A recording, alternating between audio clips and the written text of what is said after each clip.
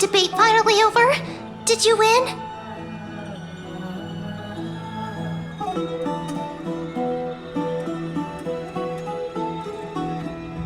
What a glorious defeat. You sure know how to look on the bright side. Well, moving on. I was hard at work even while you were at the debate. I borrowed a mountain of books from Cass to see if I could find a way to solve your problem. Let's see. I still have only 32 books to go.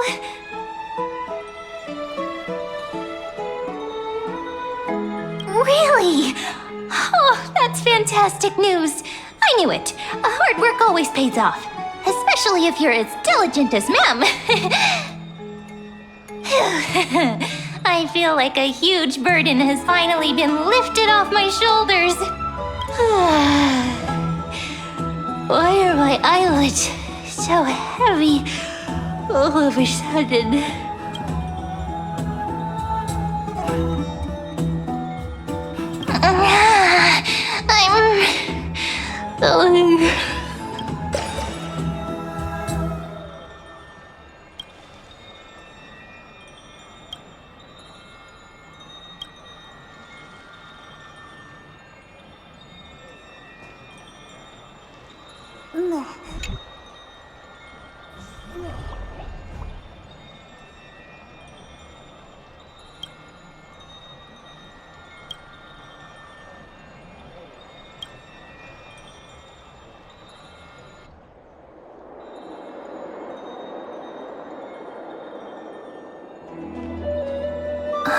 Cass?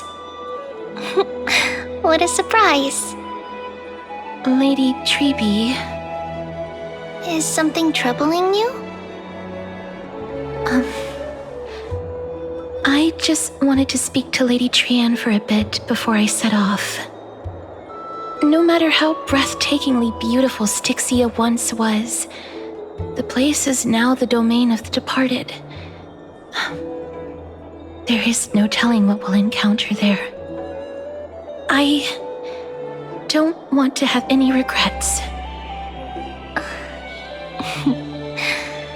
Has anyone told you that your eyes are sparkling today? Is that a figure of speech? In the past, when you did smile once in a while, all of us could see that your heart remained troubled even as you smiled. Lady Treby, you know perfectly well that see you tomorrow is nothing but a white lie. I hope your toughness is not a mask hiding a lonely heart. Cass, you hardly ever talked of your past. None of us knows what you went through, apart from Maggie. But we know it must have been filled with pain and hardships, as it is the fate every Chrysosaur is destined to live out. We are just happy for you that the core flame you're meant to inherit has finally surfaced. Isn't it a little too soon to say that? But you already know where tomorrow is, don't you? There is no need to rely on anyone else. Just give it your all and leave no regrets. We have always believed that your embrace is just as warm as everyone else's. Because we embrace others to comfort them. And Cass, you're the kindest Chrysosaur we know. Thank you, Lady Treby. This feeling, it's hard to put into words. I suddenly found myself with so many wishes, so much I want to accomplish before setting off. Then go do it, Cass.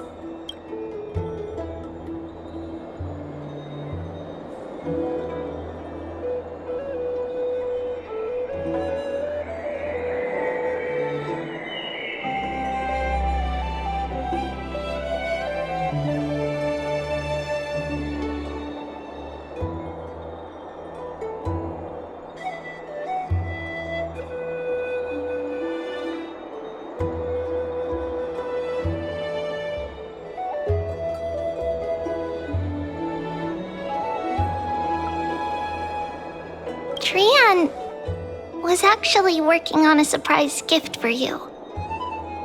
It's a pity she didn't get to finish it. But now Trinan and I are working on it, and we'll make sure to give it to you. So, let's meet back here when you return from Styxia. Safe travels. See you tomorrow!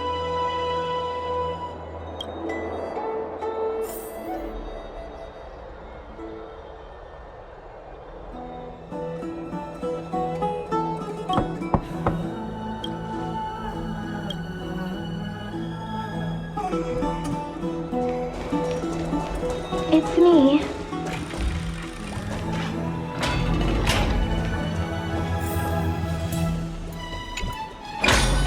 I hope I didn't wake you.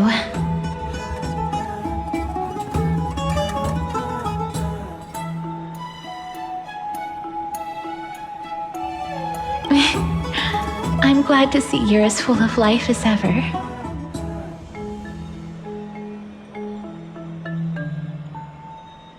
I'm here because of private matters, actually. If it isn't too much to ask, I'd really like it if you could come along with me to retrieve something.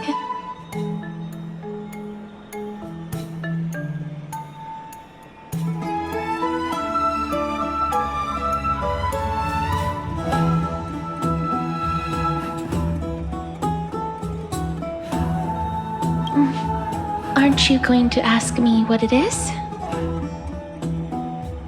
It isn't a long way from here. Shall we?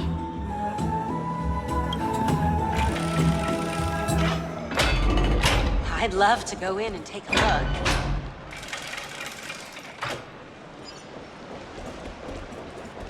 Have you heard?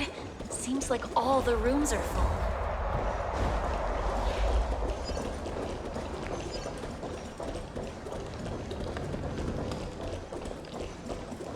Faith can dispel the black tide. The streets are packed. It seems the vote to pause the flame chase journey has begun.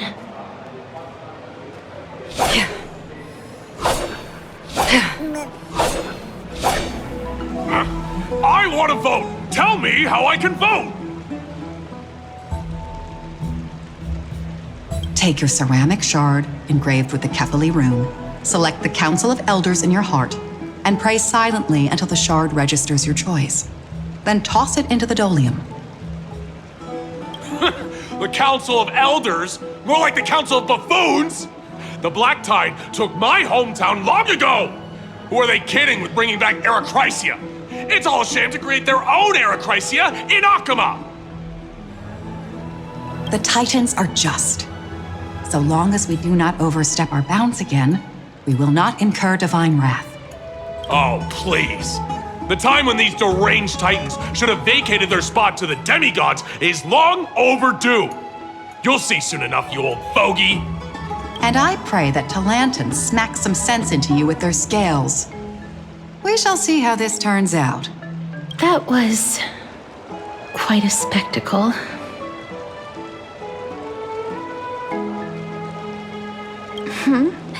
You're interested in that? Well, you'll feel right at home in Akama then. To this day, I still find it almost unreal that Akama is the only place illuminated by light amidst the crumbling ruins of Amphorius. And its people are even holding votes with differing opinions. This peaceful sight is the end times.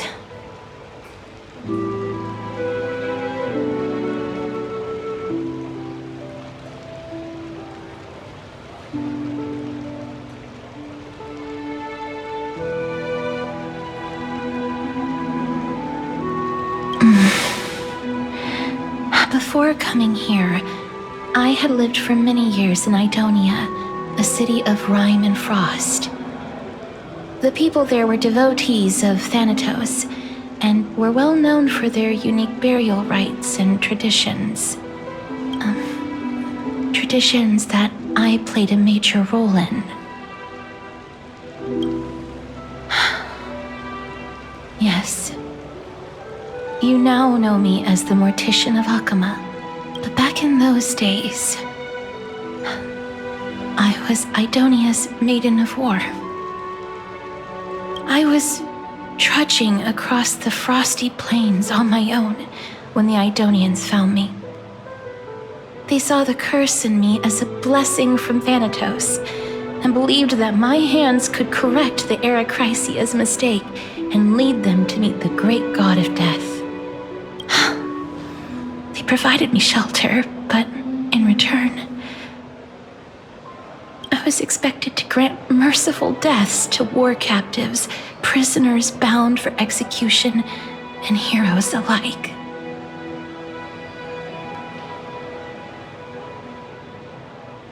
Is that how you see it too? But no matter how kind or cruel the means, nothing can change the essence of death.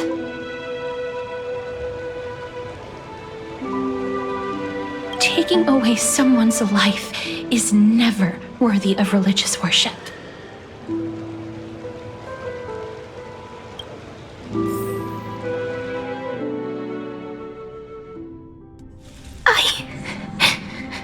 I can't do it.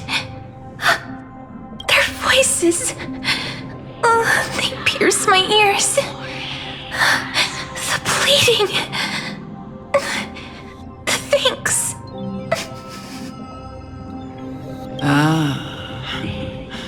I know that feeling, child. I was once as lost as you are now. But you must respect those walking towards death. Just like how you should respect yourself as the Holy Maiden granting humans glory and liberation. What you're asking me to do is no better than the task of an executioner. And yet you want me to respect myself. No matter the titles, I am still taking away human lives. This won't be the first time that Edonia's fanatical nether warriors have faced death. On the contrary, recruits new to the battlefield often run away from their first fight. Death is the mightiest and gravest power in this world. The fact that you can wield it means you are deserving of respect. That's such a twisted reason. Then let me tell you a story. In Idonia, the great swords commonly used by executioners are called Draconian, in memory of Drakon, an elderly executioner. The sword has 3 air holes along its body. If the sword is swung down swiftly and accurately, the holes would make no sound, and the executed would also depart this world quickly and painlessly. But should the executioner have any hesitation, the holes would produce a piercing whistle.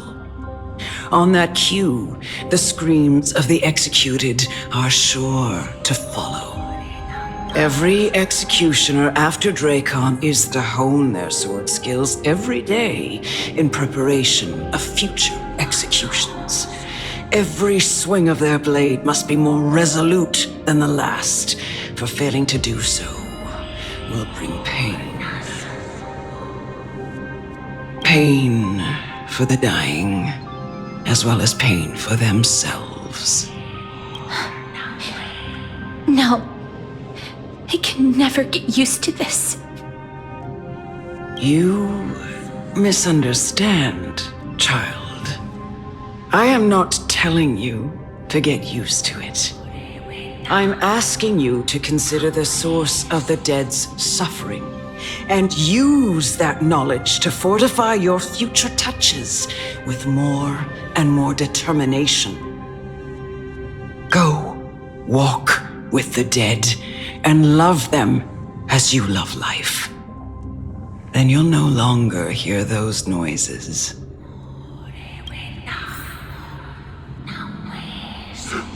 Please! Don't kill me! I don't want to die!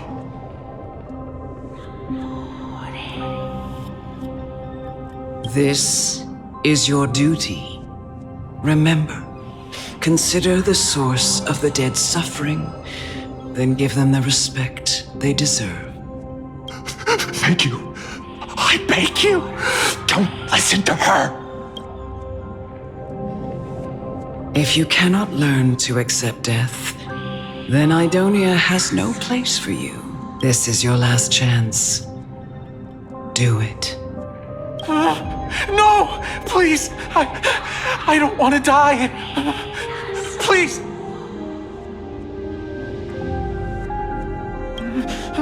No!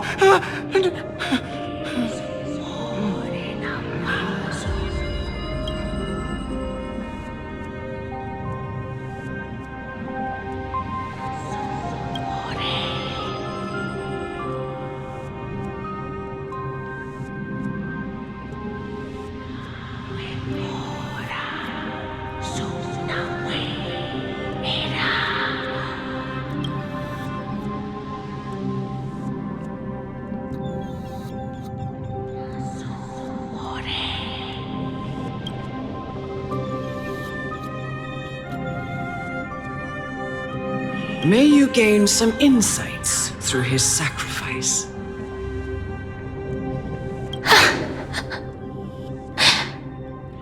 Is this all? No. Come with me. This is just the beginning of your life as the Maiden of War. You executioner!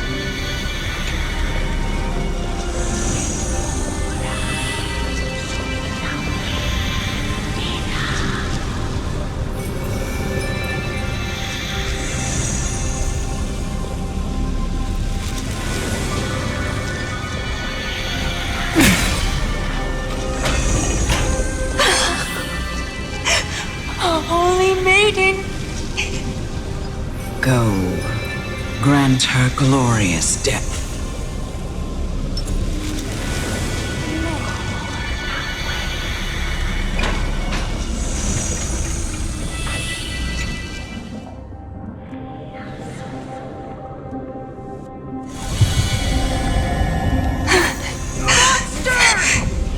Thank you.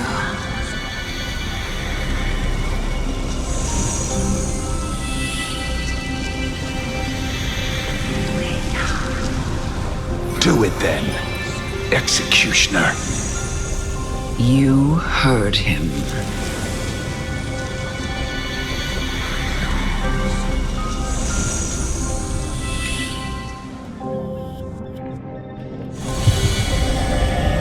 I curse you to live in eternal pain.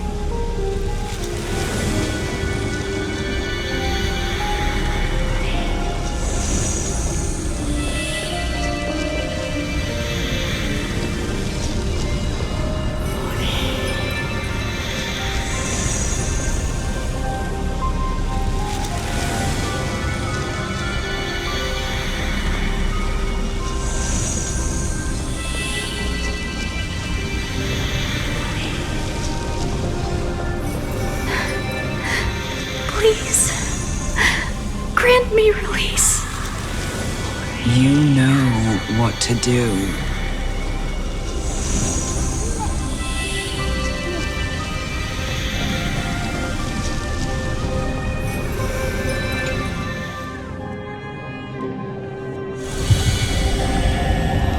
When will this ever end?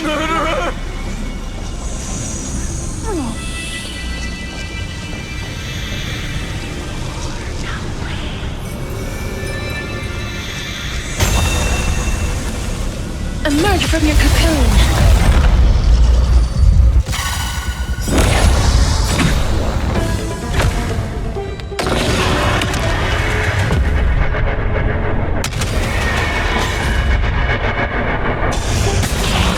That's all you got? How's this taste?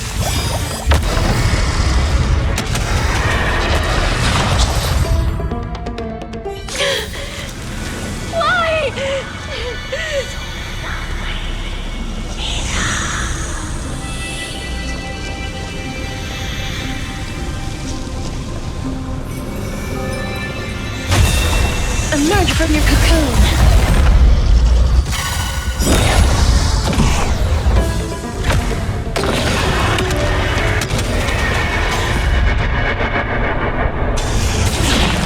In the mood for another beating? Time to mix things up!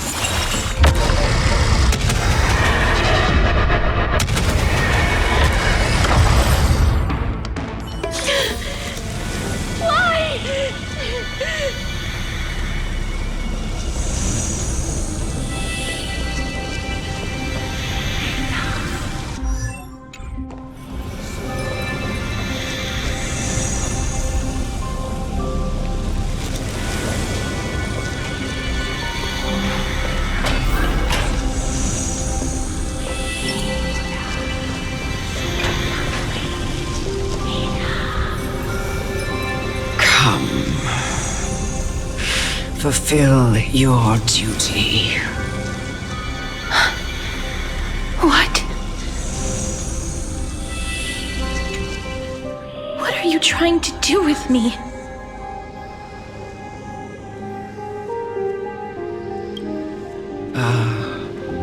I have aged.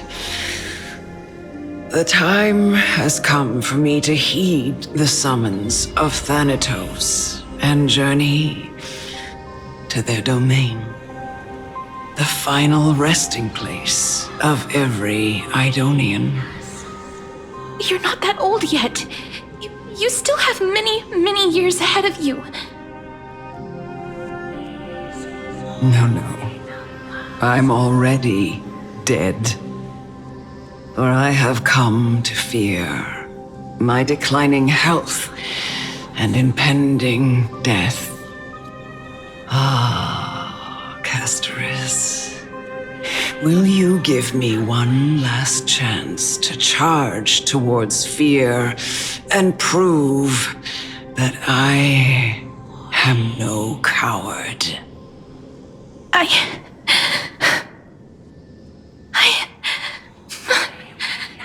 can't take this anymore! Child, it was I who brought you here from the frosty plains and set your farcical fate in motion. It was also I, Chief Executioner of Idonia, who forced the heavy duty of executing others onto you.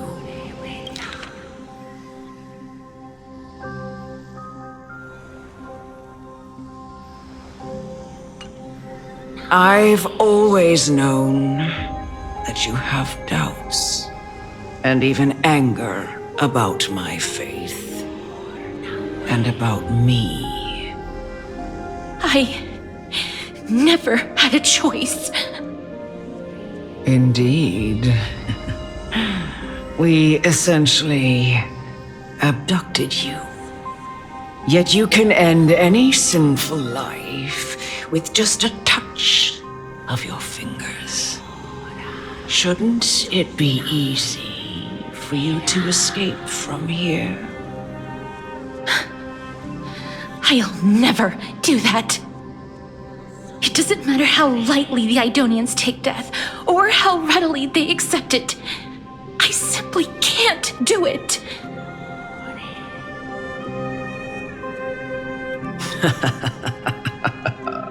I knew I was right about you. What do you mean? I've taught you and cared for you as my own daughter all this time because of this blessing that's been with you since your birth. I know no one else in the world would understand the weight of life and death more than you do. In the eyes of an Idonian, death is the end of all life, a destination we will all eventually reach. Humans should not resist it, but learn how to face it. You can only live your life to the fullest after understanding this principle. And when you do, even if you eventually leave Idonia's protection, even if you must carry the curse forever, you can live with your head held high, like everyone else. No! How can I? Come now. It's time. I've already taught you all that I know. Show me that you are a fitting holy maiden, or at least that you possess the resolve to become one. Come now. It's time. I've already taught you all that I know. Show me that you are a fitting holy maiden, or at least that you possess the resolve to become one.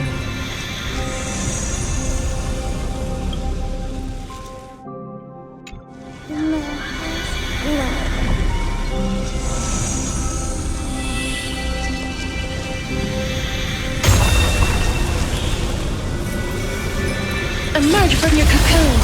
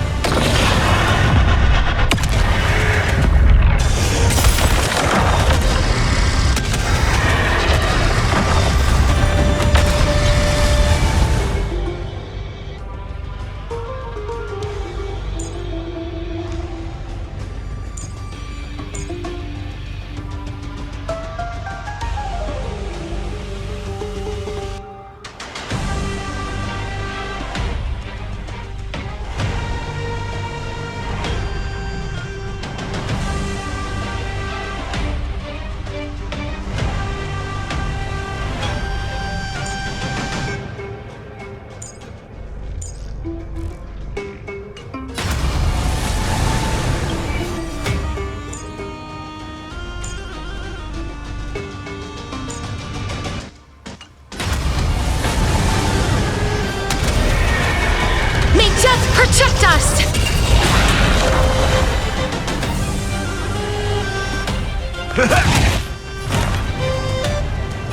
Serenity is before me. Life is not as you wish. Underestimating Asuka? Delivering warmth! Slice like a good friend. Indulge yourselves!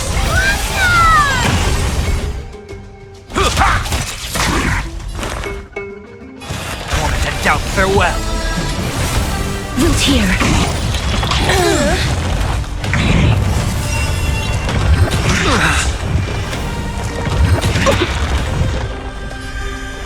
It's coming! Fighting the west wind! Away we go! Time to mix things up. I can't thank you enough. Embrace a new life. Go, go, go! In this mortal form, I watch over you and guide you on your path. Serenity is before me. Please cherish this time.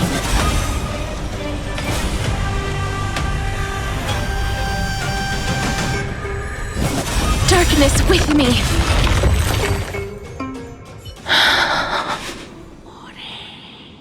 This was the last time I followed her command.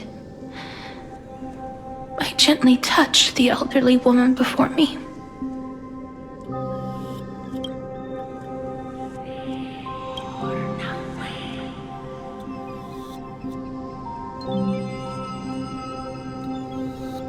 The executioner, who had seen too much death, died the same way as everyone else. I gasped for air, a wistful look in her eyes, and a barely perceptible tremor in her fingertips.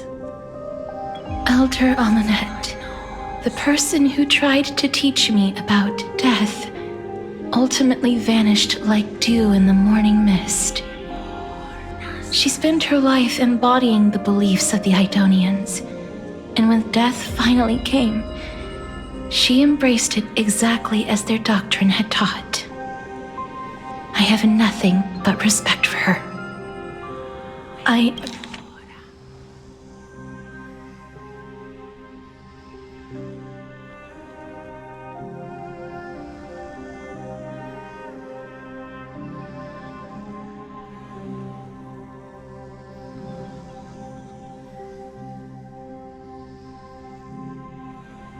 Erected a cenotaph in her honor in the marshes outside Idonia's city walls with the others I had laid to rest. Then, I set out once more in search of Thanatos. It was a long, long journey. I heard so many discussions about death along the way. Life finds meaning in death. The world improves because there is an end. It seems the most terrible darkness in this world. Everyone talks about its heavy weight. Some resist it, some worship it, and some even revere it. How did a disappeared titan become the deepest fear of humankind? And why do they haunt my dreams? I continued my travels to seek an answer. Initially, I was running away. Then, I started searching for it. And now, at the end, I just want to know if my touch, if my embrace, can do more than taking things away. Can I make anything? Can I leave anything behind? I don't want to die. Please, I'm begging you, just let me go. I don't want to die, please. I don't want mercy like this. Just let me go. I need him. I don't...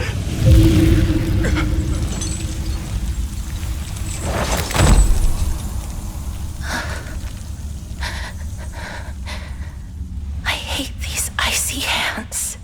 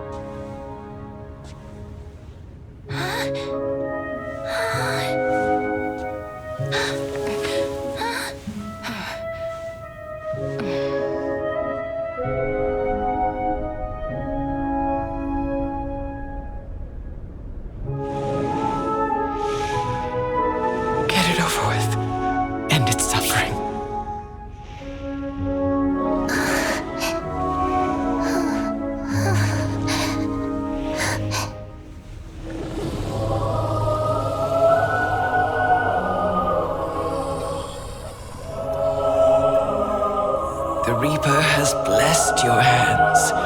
Only you can grant them peace.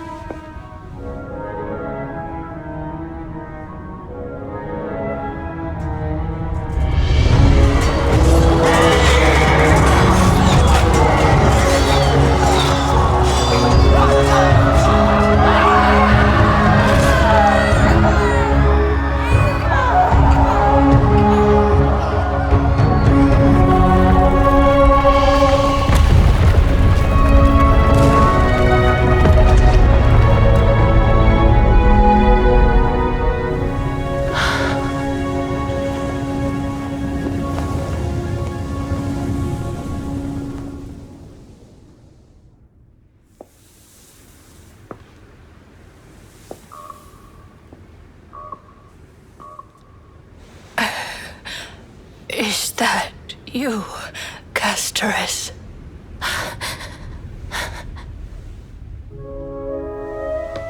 All of them have gone, heeding death's summon, crossing into their domain. I must go too. I don't fear it, just I have some regrets. Watching people leave this world again and again, it must be lonely for you. You must want to desperately embrace them before they go.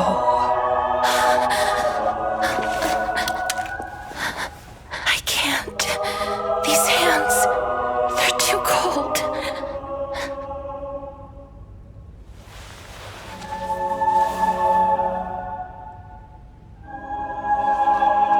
But Big Sister Casteress, your hands are so warm. Just like anyone else's. So go on. Don't hold back. Give me a warm hug.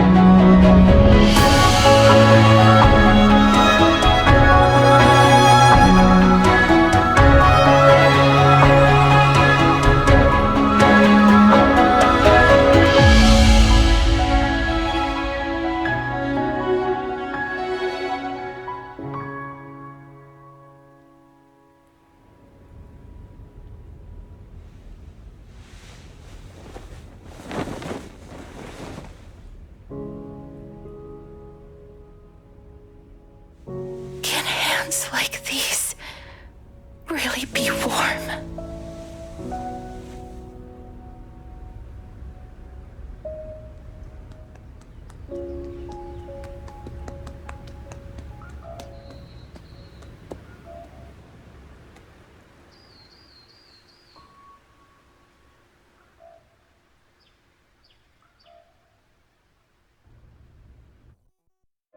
On the day that Orynyx's trial ended, you must have had many questions.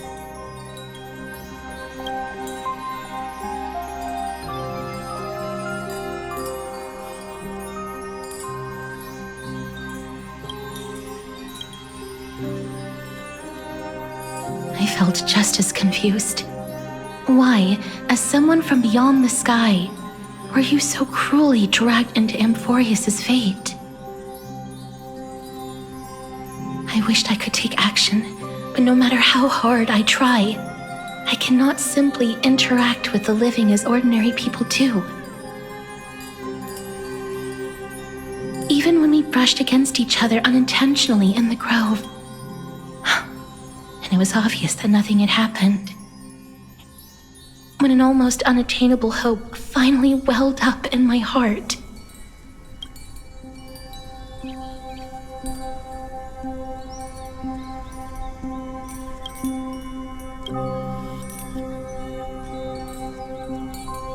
When I thought that perhaps my touch would no longer bring sorrow, fate declared to me, it wasn't that the curse of death had finally been lifted, but that your soul no longer belonged to this world, and there was nothing left for my hands to take. Nothing. And did I really think this time would be any different? It's not that I don't understand this reality, just that I'm unwilling to accept it. Having walked such a long road, I am still unable to find the answer to life and death. I am resigned to eternal despair anything I wish to hold on to, death will inevitably wrest from my grasp. From that moment on, I lacked the courage to confirm it again. Until Ornyx laid bare the cruel truth before us.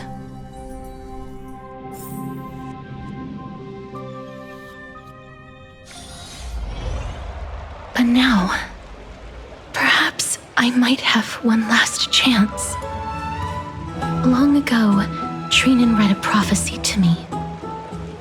At the end of the Sea of Flowers, the souls of the living shall warm thy fingertips, and after an embrace, there shall be eternal separation. I found no surprise in it, for her words sounded not like a foretelling, but a perfect reflection of my past. Embraces in this world are born of reunions, yet my touch speaks only of farewells. In that moment, I had no doubt that this destiny would weave itself through the entirety of my life. And yet, things have taken a turn for the better. Now that I can finally have an audience with Thanatos, perhaps I can rewrite the meaning of that fated prophecy. I have no reason not to give it my all. For your sake, and for my own.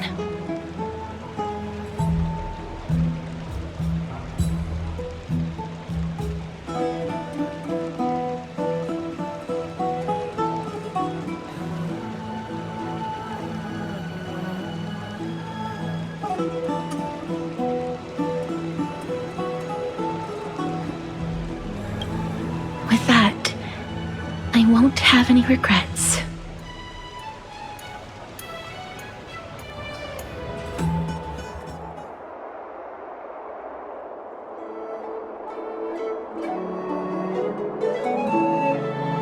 Let's put that aside for the moment. We've arrived. I want to retrieve a small gift I specially prepared for you. I made it myself, like the trinket I gave Lady Trian. I want to leave something for everyone, if possible. The journey to seek an audience with the Death Titan cannot be an easy one. I want to make full use of every moment I have before we depart, so that I don't have any regrets.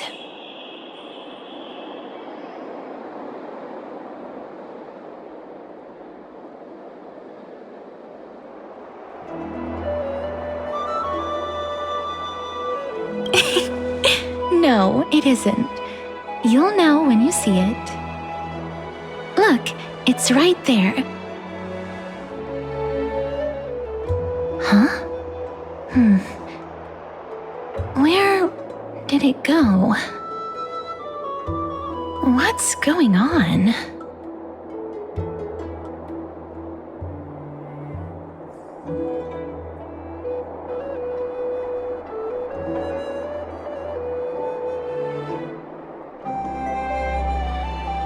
I am not some corrupt grown-up. What's this? The coin of Zagreus and a slate. So it's her.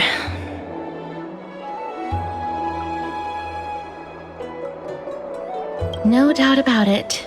This is her favorite symbol. It's a lady's cipher, the demigod of Zagreus whom Lady Aglaia had spoken of. She's a master thief who's left legendary tales all over Amphorius. So many years have passed, yet she's still announcing herself in such a crass manner. Let's just do as the slate says and look for Lady Cipher.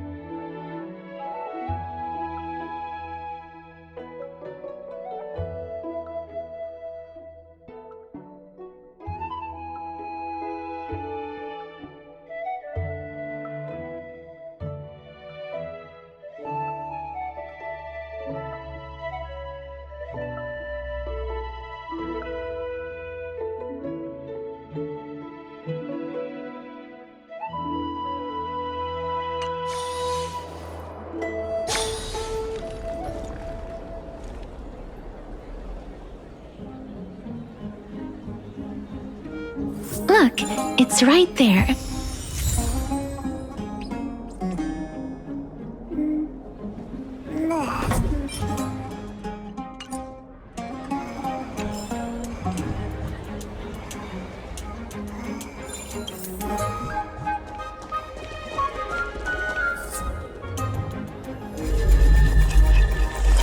We must pursue her.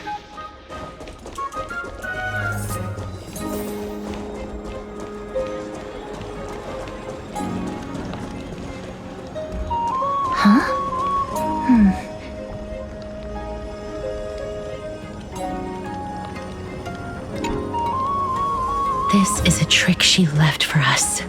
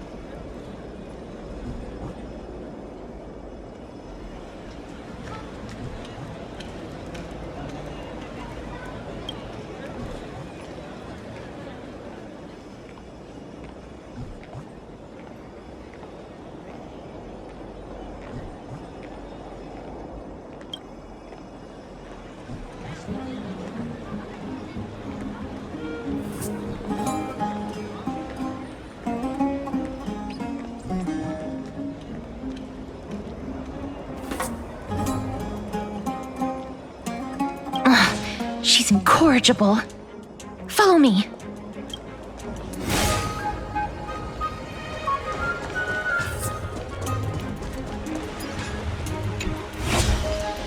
Never save for tomorrow what you can eat today.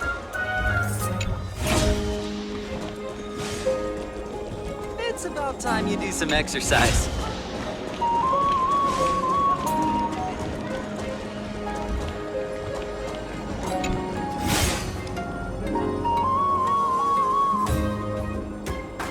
Exactly the kind of thing she would do. It isn't real.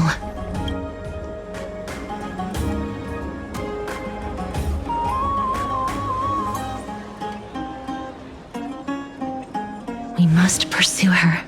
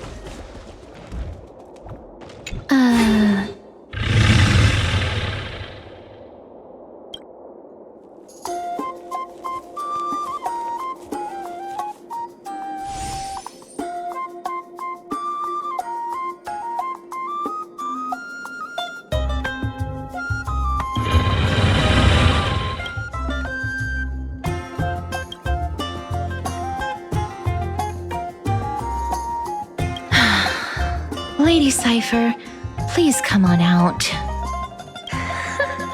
You're still careless as ever.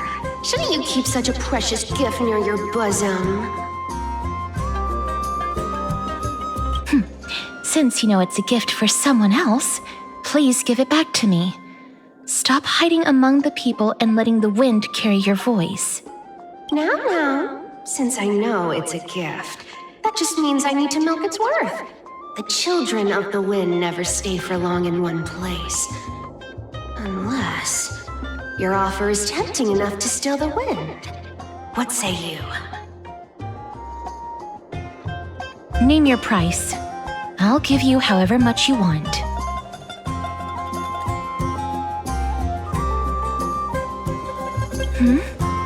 What's wrong?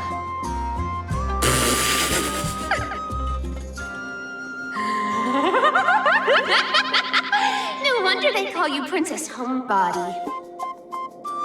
Why don't you two come over to my place? You'll make a better venue for proper business discussions. You can find where I live through the winds I've sown. Right. Piece of cake. I can do that even if I can only sense your soul. All right, I'll see you there. Oh, by the way, everyone cool with me collecting a deposit before we reach an agreement, right?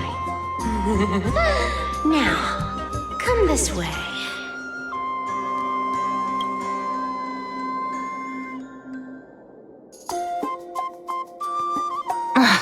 She's incorrigible. Follow me.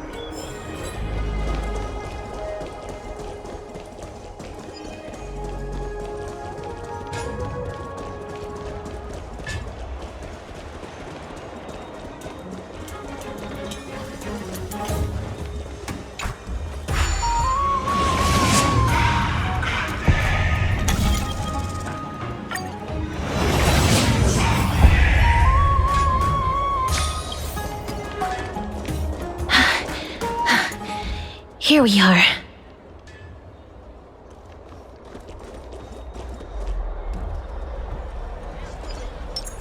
A day of peaceful repose. Over here! Over here! No, not that way! This way! Come on. If I really wanted to hide, you'd never find me. So relax, you two. No need to get your hackles up. I'm not that scary, am I? Meow.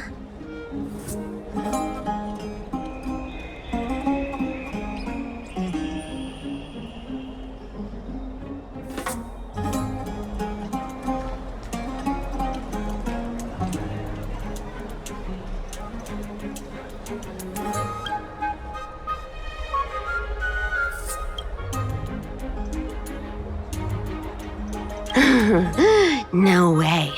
Some people might have been into that a millennium ago, but it's long since gone out of style. Loosen up, buddy. Shall we get down to business? Give me the jewelry piece first, or everything's off the table.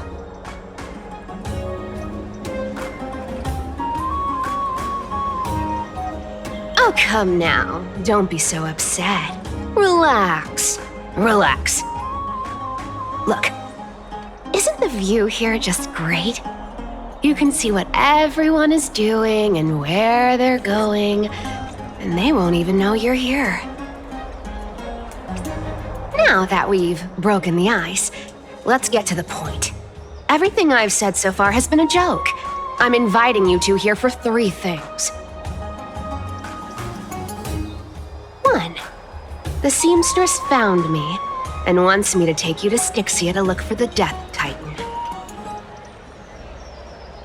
2.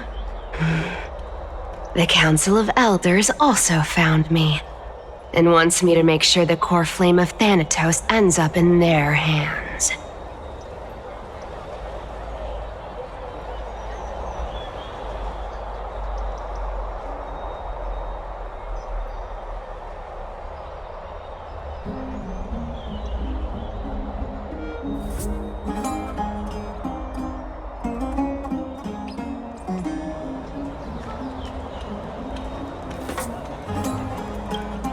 Of course.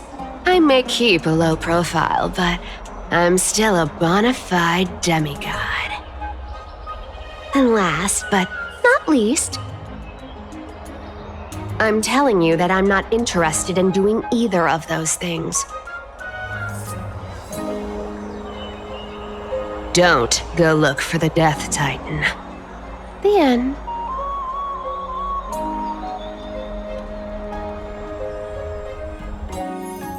Wow, this is some high-quality stuff.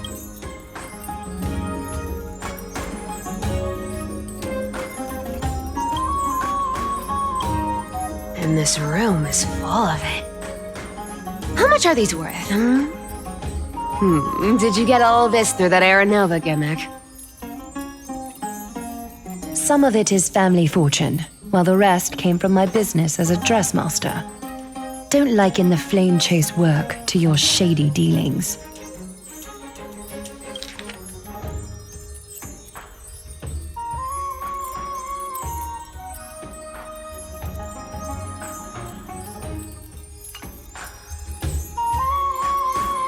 Wow, I should have busted down your door instead of going around like a thief.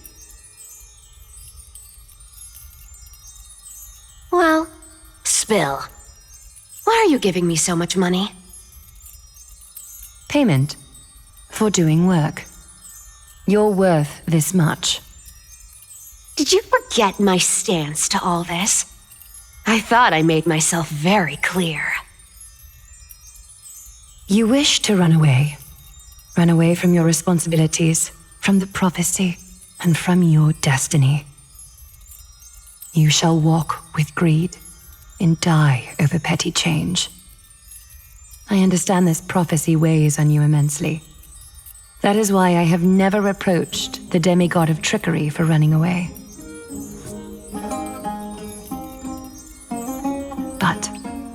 I need you right now. So don't turn me down. You know, maybe the gods got your tongue with their golden threads, Aglaya. I'm not hearing any sincerity in your words. Give me a reason why you're bowing your noble head to me. We lost Trian. Oh. The divine power of passages is running out. I need another demigod to escort Castoris and help her fulfill her lifelong wish.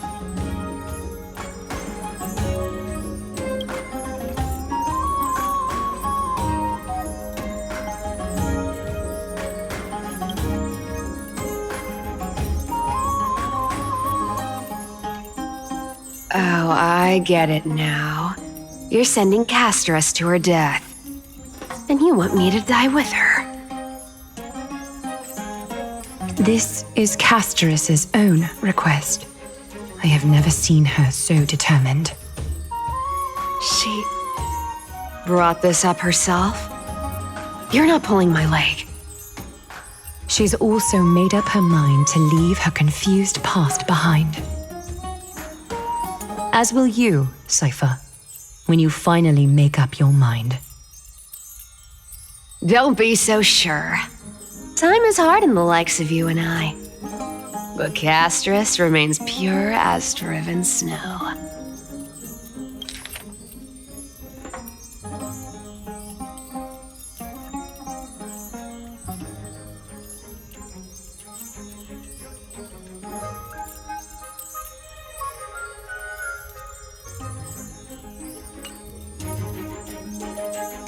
She can always turn back before the end, you know? Maybe she'll remember Trian's sacrifice. Maybe she'll remember the countless martyred Chrysos heirs. Maybe she'll remember you, with your one foot in the grave. I ain't as optimistic as you about what she'll want to do. Tell you what, why don't I take this room of treasures as a security deposit, and we make a bet? Go on. I bet she'll change her mind and turn back. Now, if I lose, I'll do what you want me to do. Return this deposit to you, plus giving you another room full of treasures. How does that sound? You sound like you have all the confidence in the world. In that case, let's make a pact with those conditions. I hope you're prepared to lose it all. In conclusion, I want to win. So I hope you two can give up on going to Styxia. I'll give all the treasures in that room to you. And you can split it between yourselves however you want. What do you think? Tempting, right?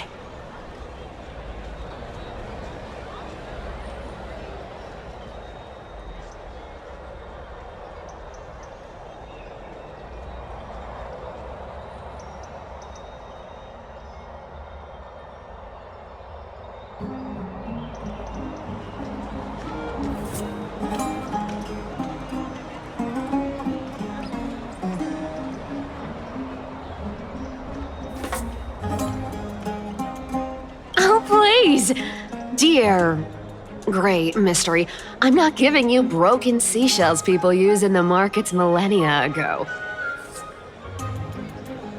I'm giving you gold! Pure, solid gold. It's a hard currency. You know what that means, right? It's not about the value of the reward. If we don't find the Death Titan, her soul will... Oh? I can't go into the details, but we have to go to Styxia.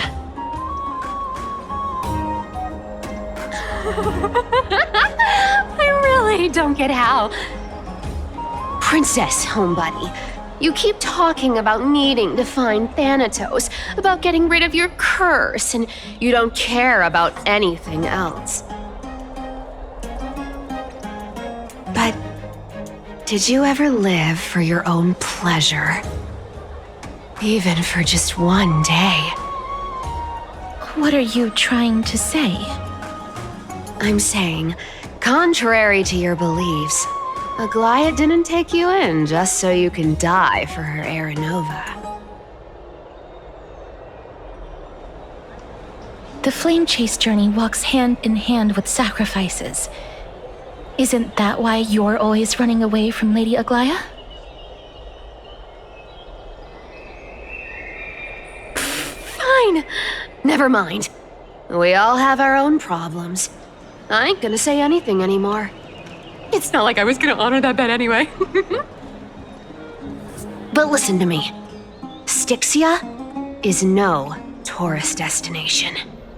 Sure, the treasures buried in there are 10, no, 50 times richer than Aglaia's vault. Yet, I've never been there. And I never plan to. Because even a demigod can't be sure they can walk out of that place alive. And now I'm supposed to escort you to Styxia. Sure. Pay up.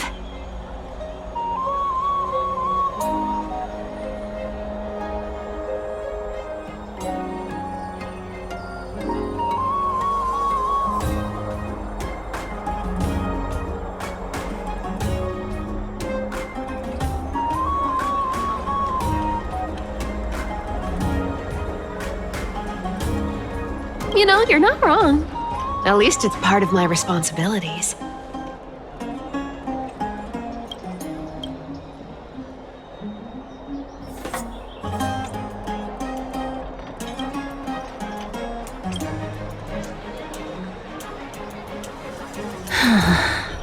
I don't like this. However, I have lived a longer life than most people. Though I'm not as good at doing business as Lady Aglaia, I still have some savings.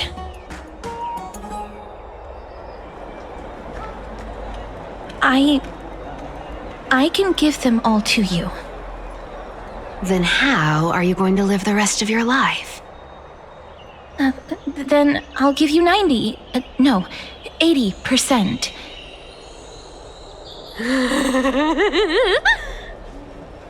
Well, don't mind if I do. 80% of Castrus's savings and a bottle of dew of divine blood. Not a bad trade.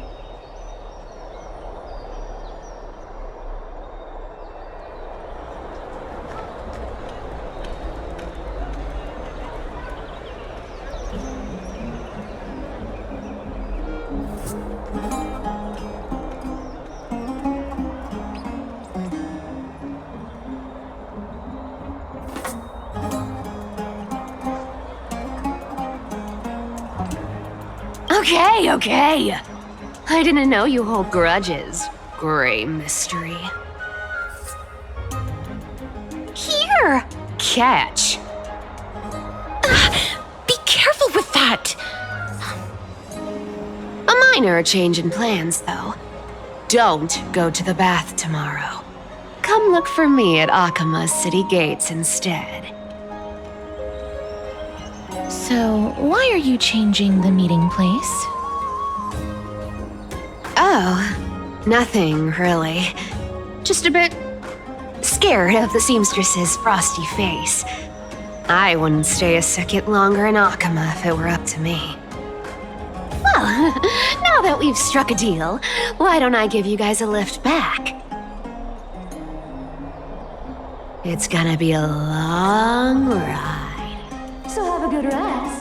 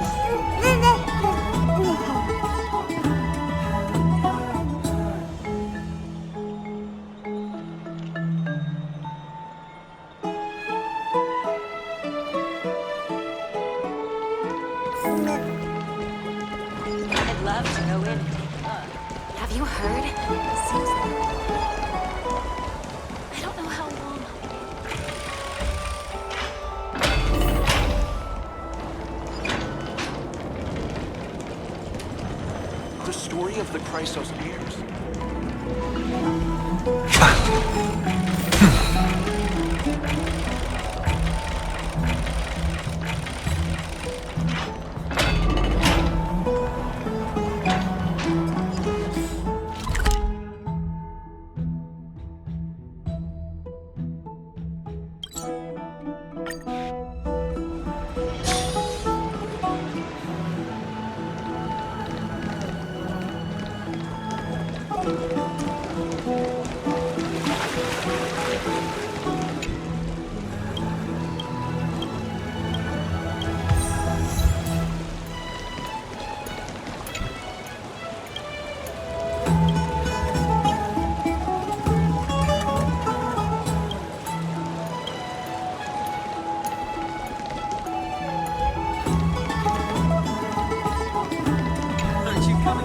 Do you prefer an even trade?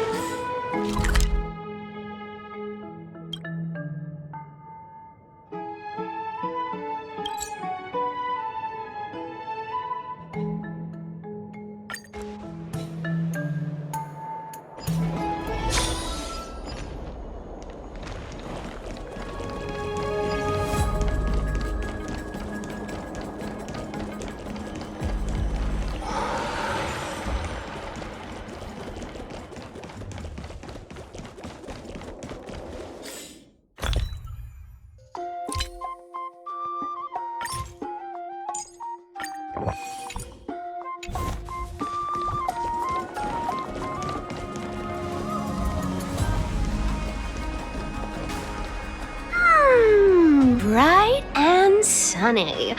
Just the weather for farewells. You're here.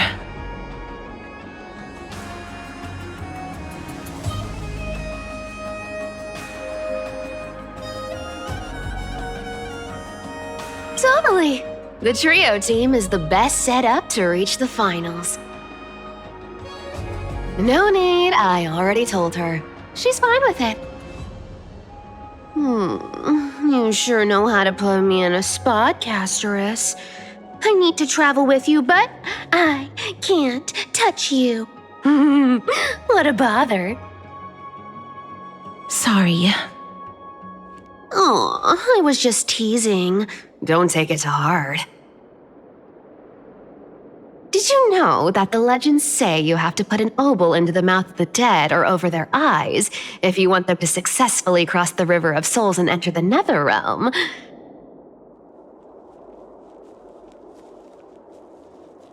That's the fairy fare for entering the Netherrealm. However, I honestly won't ask you to pay this time. I'll pay. And then we'll just have to go through the motions.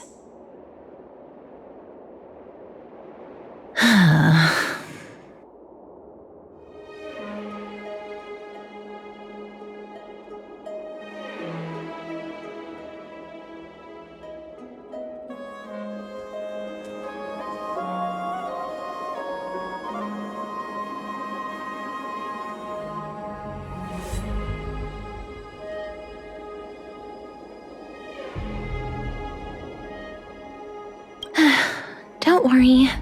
It's not a lot. All right, pass me the coin. It's time to get the gods' powers going. A fleet-footed trip to the Netherrealm. Here we come. Oh, one last thing before we go. I gotta give you this piece of advice, especially to you, Princess Homebody. You can't catch the wind by waiting. You only live once, so make the most of every moment you have. Get ready, be steady. Hi, your turn. Don't be nervous. After all, it'll be gone in the blink of an eye.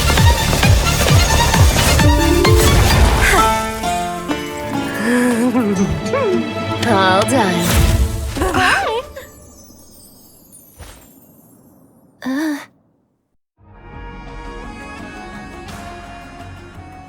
Are you feeling all right?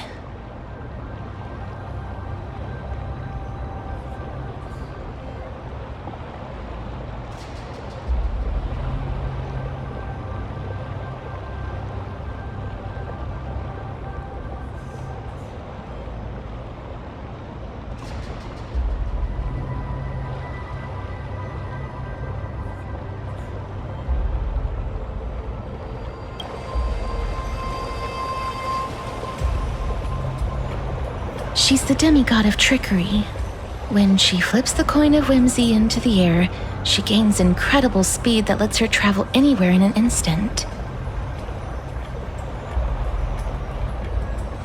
Just like how she clearly had no intention of lingering here for even a second longer. We can only depend on ourselves for the rest of the way.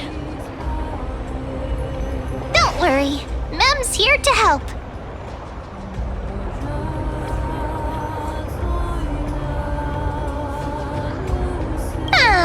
I don't think I even meet the height requirement for the ticket, so I won't need one, right?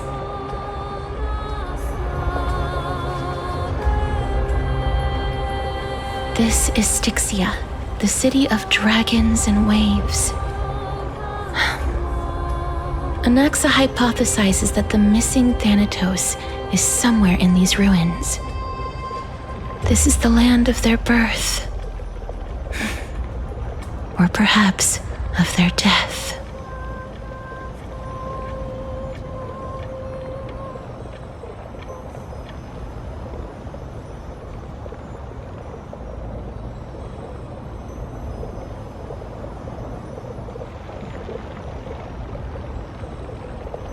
Anaxa had used a secret alchemical art to temporarily fuse his soul with Circe's and Kephae. And when he was on the verge of death, he was pulled by Thanatos and caught a glimpse of the flowing river of souls. This alchemy, considered a sacrilegious act, might actually make the souls of mortals and titans attract each other. Even though Thanatos has been missing for 1,000 years, and even their followers haven't been able to find them, perhaps that special attraction could summon them here. Oh, so are we going to use that Philosopher's Stone to conjure the Titan? I guess that's the only way. The only leads we have now are the name of this city and the fairy tale about the dragon. Thanatos is even more mysterious than I am. Indeed. Even one as erudite as Anaxa could only point us to this place, and no further. We will be entering the unknown as soon as we take our first steps. But that won't be the first time in my long journeys. I believe that, rather than standing still, taking action is by far the better option. Perhaps fate might take pity on us today and show some compassion.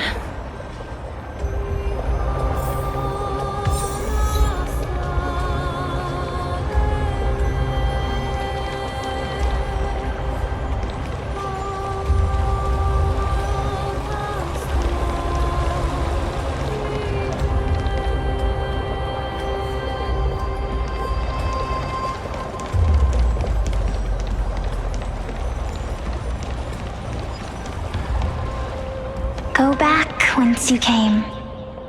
Go back. Ahead lies the realm of the dead.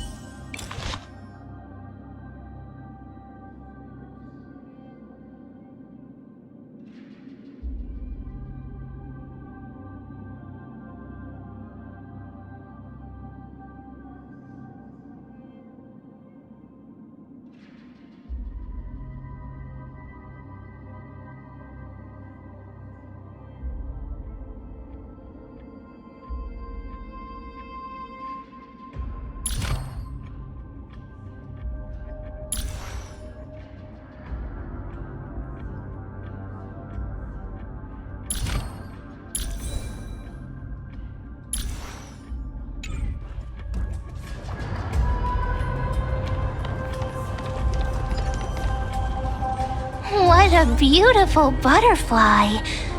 Is it talking to us? This is a eulogistic butterfly. They are found in places where many have met their demise. In Idonia, some think of them as manifestations of Thanatos' benevolence. By turning the lingering obsessions of the deceased into these creatures, it is as if the Titan has made life into a specimen. Others think of them as Thanatos' messengers that guide the departed to the nether realm. The second theory sounds more believable. After all, the things they're saying are rather, direct. Perhaps. But the fact that we're able to hear their whispers proves that we're fast approaching the realm of the dead.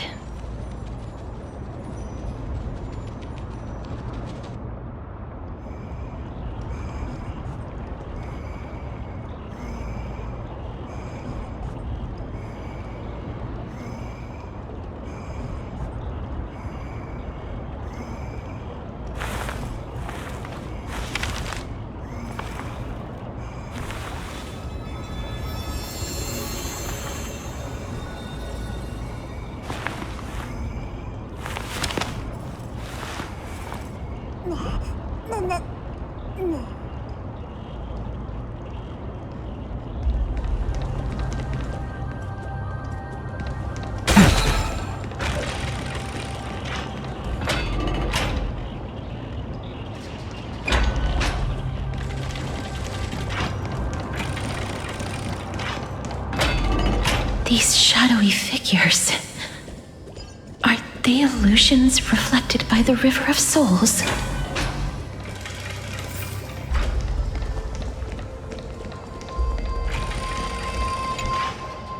Mommy told us to go ahead first, but she's still not here yet. 1, 2, 3.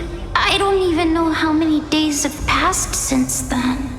Perhaps Mommy will be back once you finish counting the days on all 10 fingers. 1, 2, 3. It's been much longer than 10 days since we left Mommy. Strange. For reflections in the River of Souls, they seem oddly animated.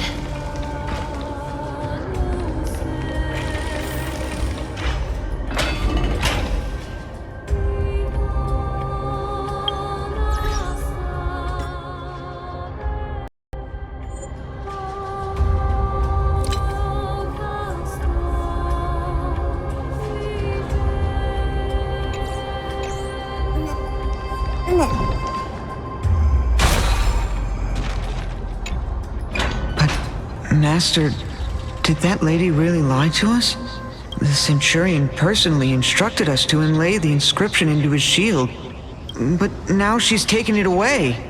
My child, that shield can never be cast, and there's no need for it anymore. Come, child. What is the name of that Centurion again? Actually, never mind. Forget I said that. I'll wait with you for her to come back. When that happens, you'll be able to keep making shields. Don't be afraid, pal. Let's open our eyes wide, together.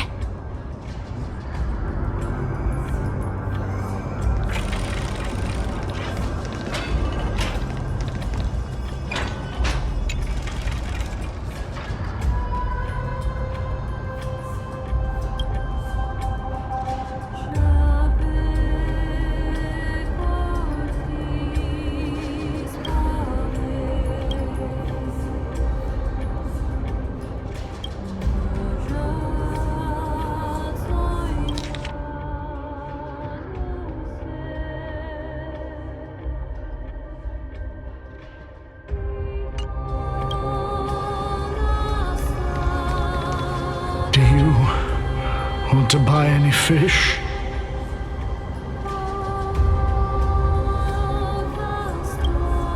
Huh? He can see us? Wait. More living people. I'm not selling my fish to living people. You lot are too shameless. Buying fish without paying. If I ever see her again, I will... Could it be that you're all dead souls that never achieved rest?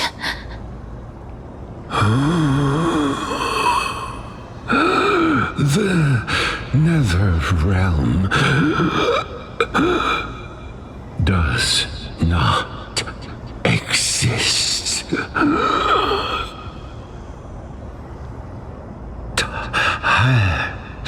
Titan rejects you. Me.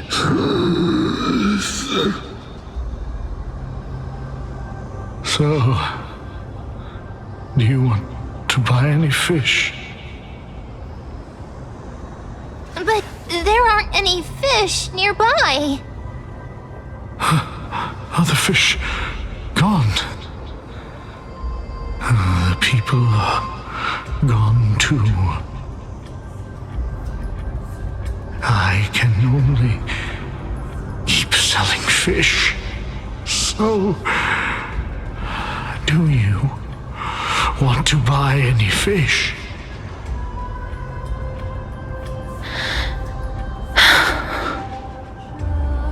Apologies.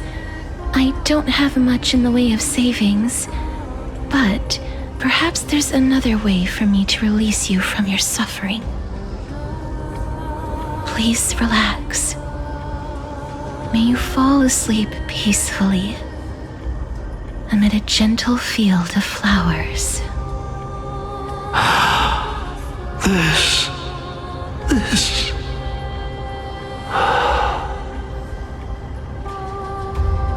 I knew it! These people aren't illusions. They're the souls of the deceased. They're supposed to reach the end of the west wind by floating down the river of souls. Yet, they have floundered upon the shoals of the stream, unable to move forward. Did Thanatos reject them? Or perhaps they didn't really die at all?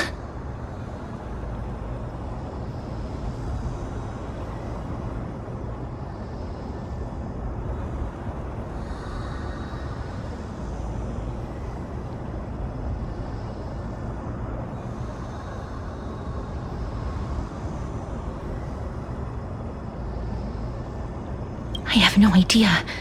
This circumstance is completely unprecedented. Hang on. Didn't he say more living people? So that means he's seen other members of the living apart from us? Could it be that these souls are stuck here due to someone's deceit? If something is done out of goodwill, are you really gonna call it deceit? Goodwill? I can't see anything good out of... Wait a minute. Lady Cypher? That's me.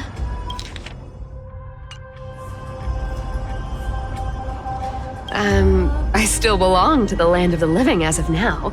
Thank you very much. Could it be that you are the living being that those souls met? I couldn't take their behavior anymore. So I stole some things here and made up some lies there.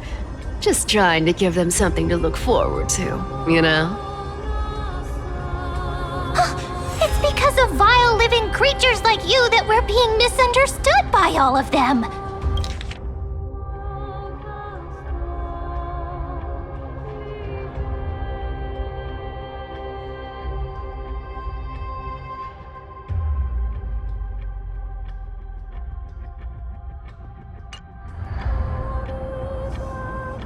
What else am I supposed to do? You can see the mess this place is in. These poor souls are denied by the Netherrealm. So now they're stuck in a few brief moments of their life, unable to move forward or back. Did you see those two blacksmiths on the way? They've been here for as long as the sun's been around, wailing over and over about casting a shield. Styxia is so freaky. Then why have you come back, Lady Cypher? Hey, I'm not here to aid your adventure. I hate water more than anything else in this world, especially that stinky river of souls. But, I just discovered some stuff before I left, and I reckon you should know about it. It's about that boy who defied death.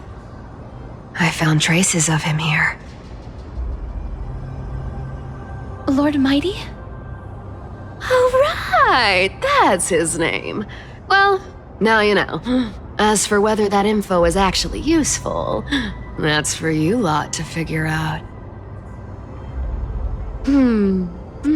So long, Princess Homebody. So long, Grey Mystery. Huh? She disappeared just like that? Lady Cypher has always been a free spirit. In any case, she has brought us some valuable information. If Lord Mighty is also somewhere along the river shoals right now, then he will certainly become our signpost. After all, he's different from those wandering souls. He will find his way even in the realm of the dead.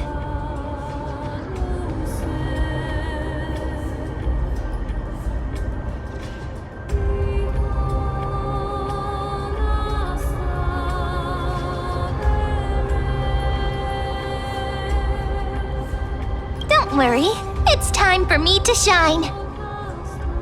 Ornyx's rune of recollection is nearby. Use prayers to return the river to before it got flooded.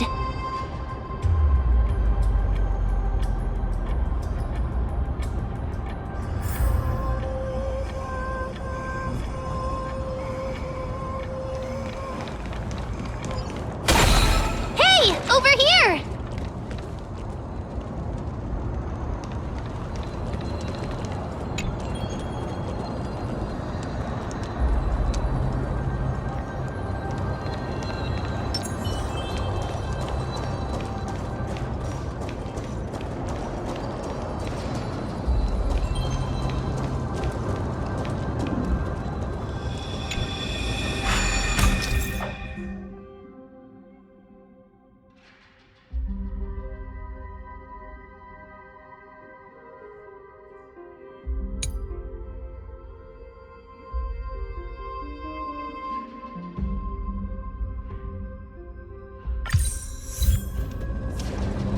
Ornyx's miracle has appeared.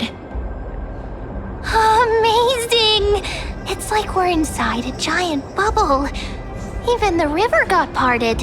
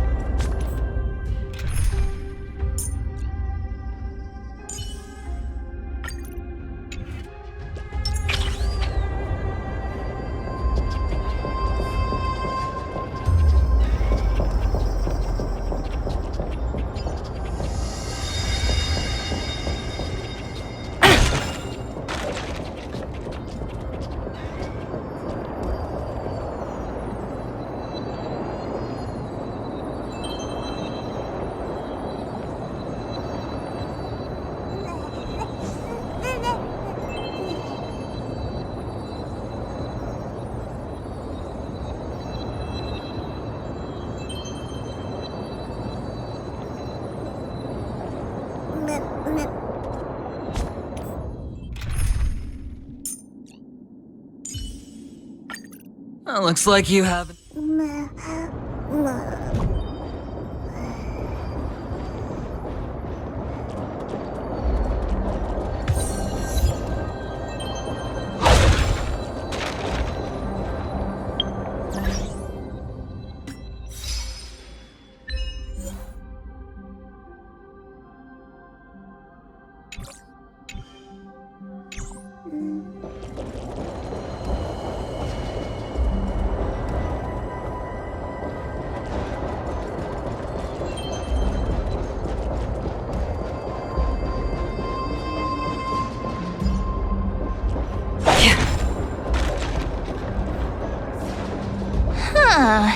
So this path actually didn't exist back then?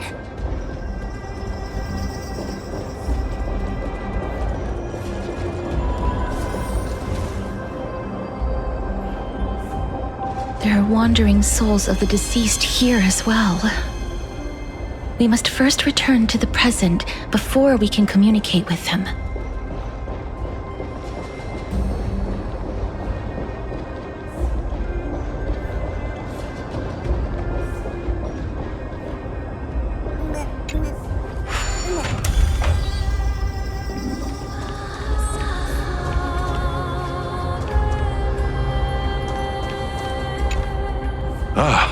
By the looks of it, you must be the foreign warriors that the Queen had mentioned, right? Since the current campaign requires the utmost care, I wasn't able to make time to welcome all of you. Please, forgive me. Foreign warriors? A priestess, a warrior, and a divine beast. You look identical to the blessed saviors that the Queen described.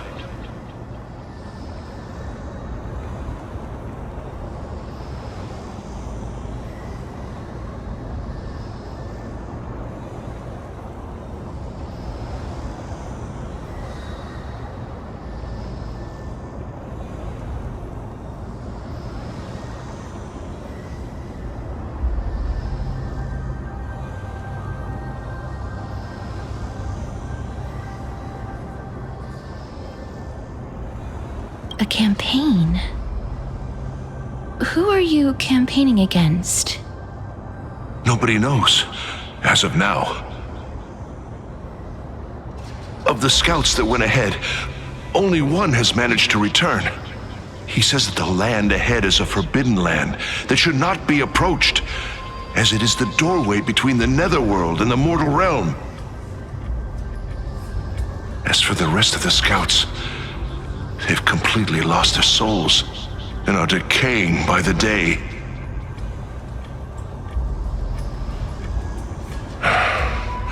While there is still dissension within the city, the scholars agree that this calamity was so unprecedented that it needed to be given a new designation.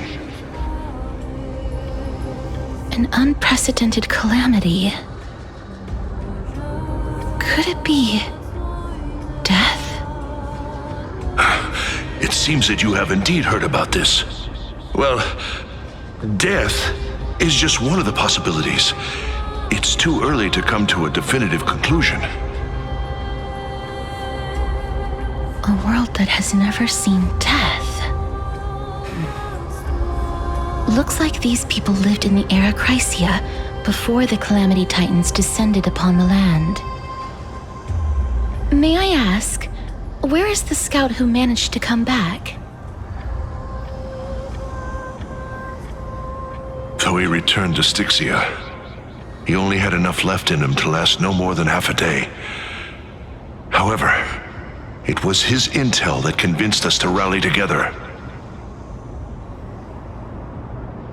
He said that he witnessed the demonic specter of an evil dragon at that treacherous land.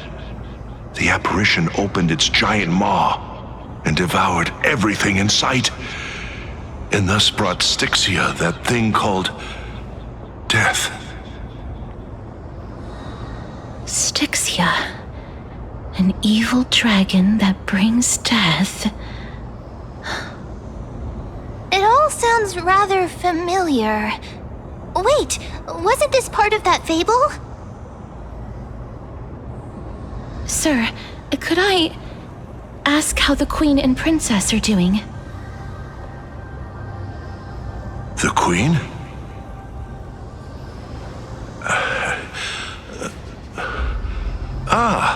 By the looks of it, you must be the foreign warriors that the Queen had mentioned, right?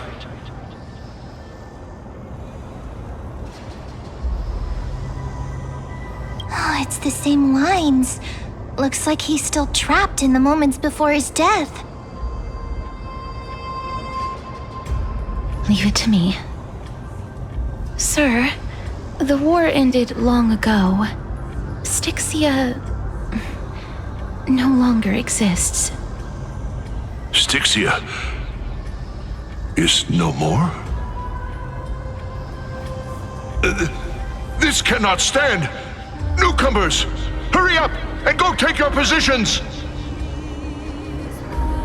Oh, looks like it's difficult for this gentleman to accept reality.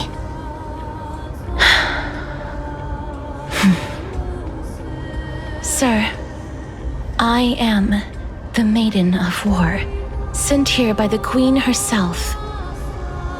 If you accept my blessing, then today's battle will be smooth sailing. Maiden of War? I've never heard of this. There's little time to waste. Please don't take too long. Don't worry. I'm typically unwilling to prolong such a moment.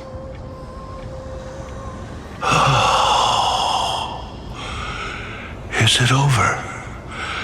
Have we won?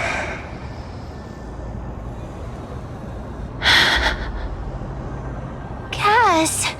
Oh, are you alright? I'm fine. I just didn't expect that I would still have to embalm others, even in the realm of the dead. Is this a remnant of his soul?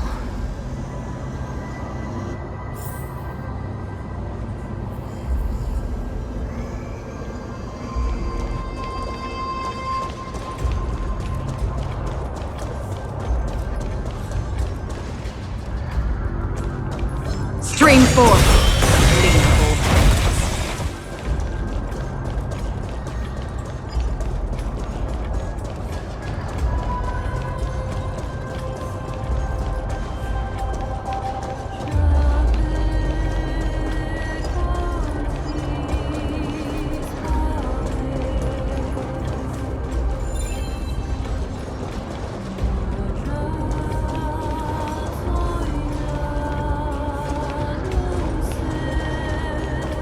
Stream 4.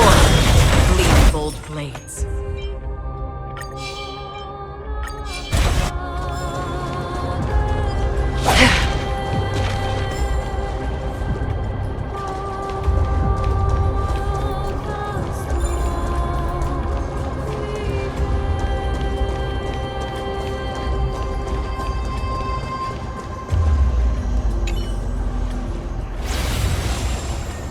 Well then, why should I place my trust in you? Holy maiden from afar. Wait, this is... I don't quite understand what you're trying to say. Since the prophecy has already pronounced your name as Chrysos, heir of death, Akima ought to treat you as an esteemed guest. However, you seem to have no intentions of concealing your involvement with the Council of Elders, while most likely being aware of my issues against them. I cannot deny your claim. It was the Council that offered this room to me, and they had only one request. They want the curse of death to be completely subjugated to your will. I was agreeable to that request. But why? I am unable to rid myself of this innate curse.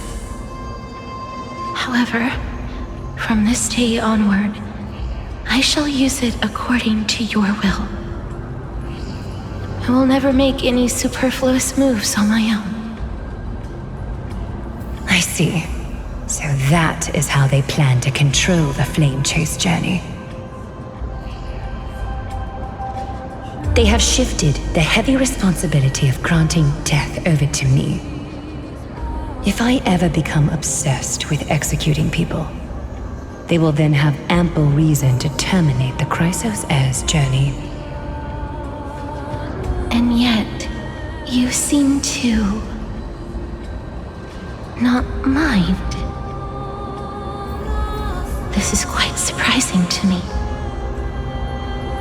That's because the fate that we were born with is a burden far heavier than that of an individual's life. I've woven many unforeseen events into the tapestry of fate. This is but one instance. Tidy up your precious garments and come with me. Arkema welcomes you, Casterus.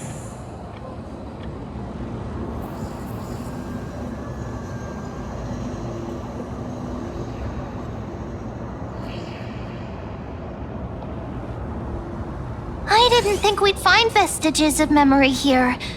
Maybe they've got something to do with Orynyx's rune? Perhaps, but I do not need a reminder from them. This memory is one that I will never forget.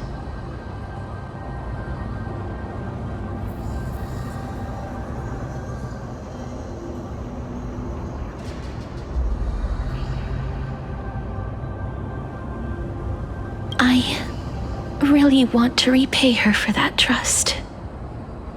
But why would this memory appear right now? Is this really Orynyx's power?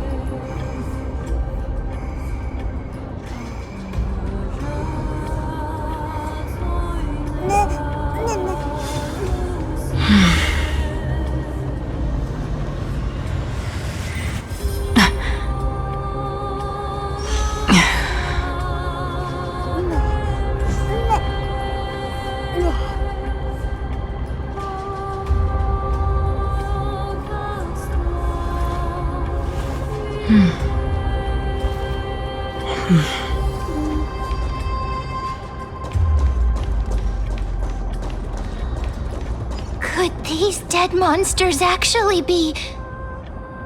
If Lady Cypher is to be believed, this could be the handiwork of Lord Mighty. He's still fighting against the Black Tide, even in the Netherrealm.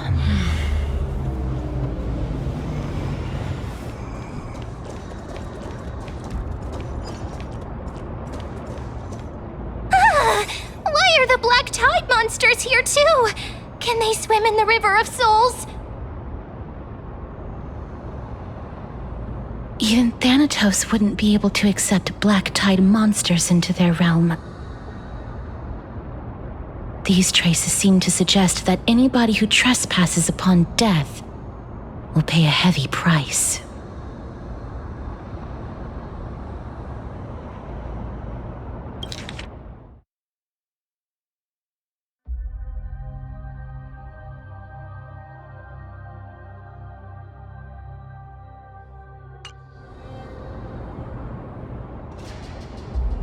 Since the realm of the dead must remain peaceful, it's imperative that we rid the place of such discordant noise. Please stay back. Let me deal with these enemies.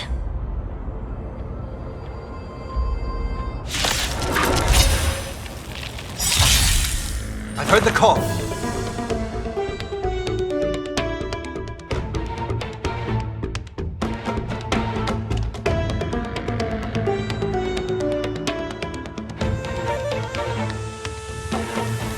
moment of divine insight arises from enduring patience.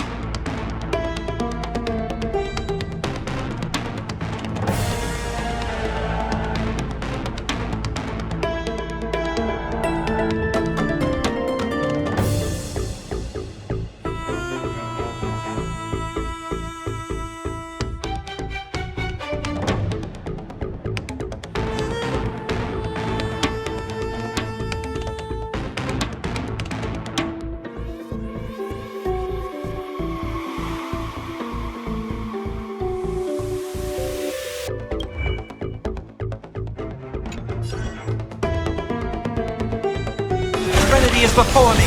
Another journey begins. Destined for oblivion.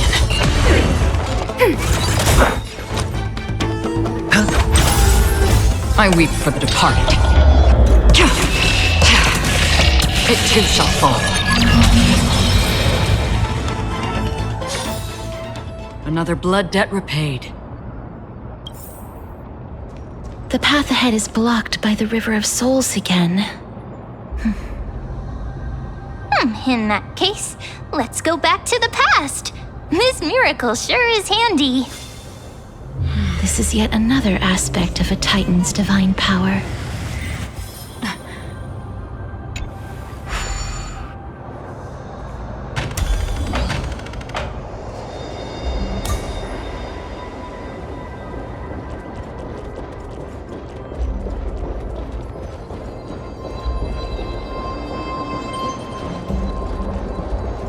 If Dan Heng was around, he'd definitely be able to raise the waters of the River of Souls into the sky.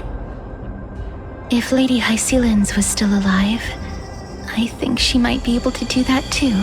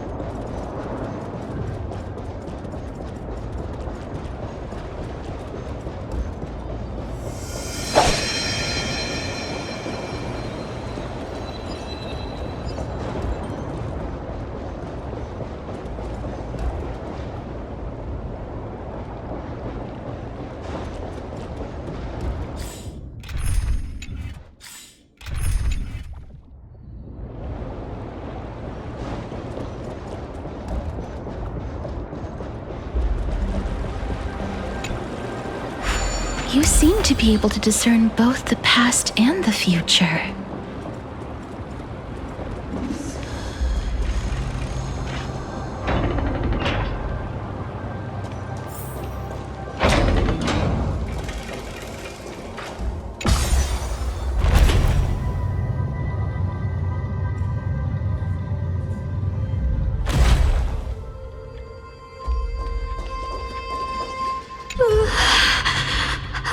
Why isn't there a god yelling in the distance? Indeed, my downtrodden fellow, your sorrow and joy are but means for me to amuse myself. I will at least derive some comfort. If all the tears that I had shed were determined by some mightier being above. It's you people.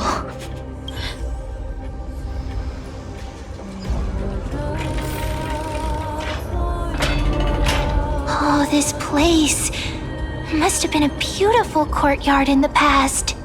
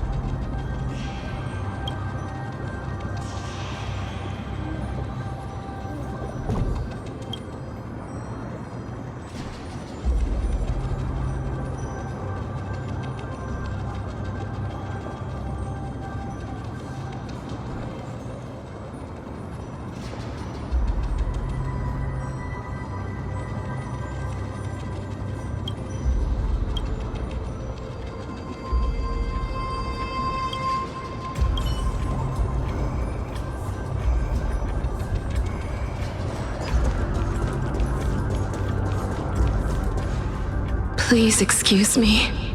I am but a scholar from a distant land who had the misfortune of falling into the River of Souls and turned into a member of the dead. Huh? This one seems to know that she's already dead. Oh, I was merely speculating, but it seems I was right. And you, I recognize you. You're the Holy Maiden of Death from Idonia, right? I'm sorry. I cannot bring you back to life. However, should you desire it, I can end your prolonged limbo. I'm well aware of that. Even if you were able to revive me, I would never choose that option. That's because I didn't fall into the River of Souls by accident. Instead, I leaped into it to seek my death. Why? If you could see the life I've led, then you would not reproach me so. My life was far too miserable. But I did not expect things to stay the same even in death. What a joke. In escaping my mortal life, I've entered a millennium of pain instead. Circes above, what cowards humans are, for we fear both life and death simultaneously. I'm sorry. I am also powerless to answer that question. That's all right, Holy Maiden. At least you are able to respond to me. Please, grant me death. Circes above, does this count as thinking till the moment I die?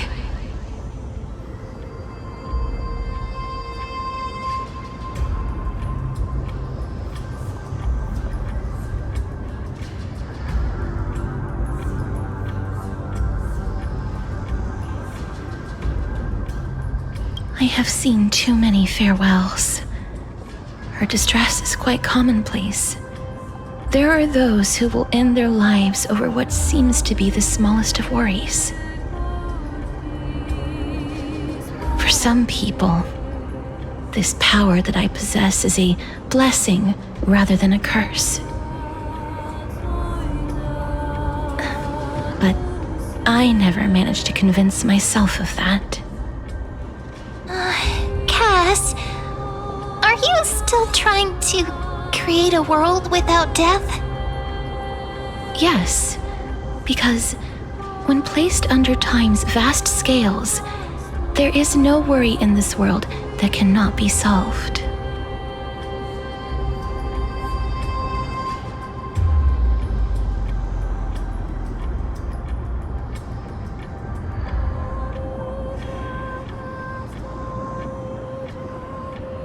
This is a wish that I've held for almost a millennium. My mind might have changed once upon a time if people managed to strike up a friendship with me. But I've never been more firm in my conviction. Now that I've learned about your near-death state, it is my duty to wipe death from the face of this world.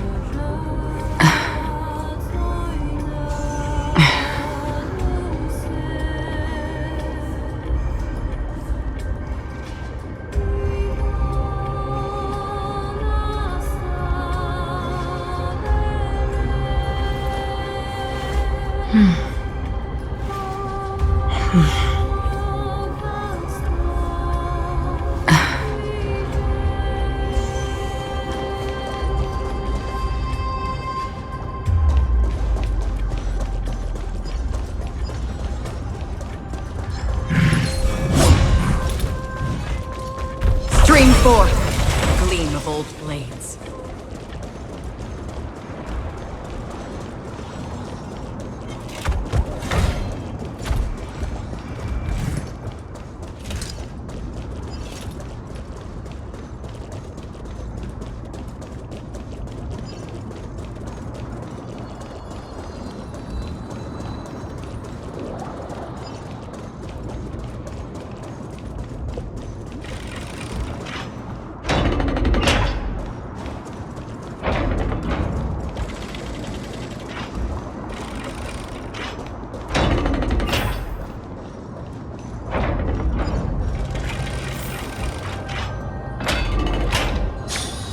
Wow!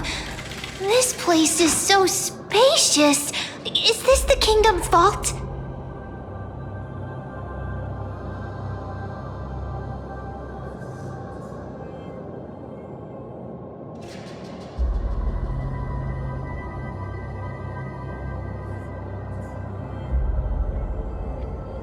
That's fine and all, but we need to lay down some rules. We're not gonna return to the past to steal things.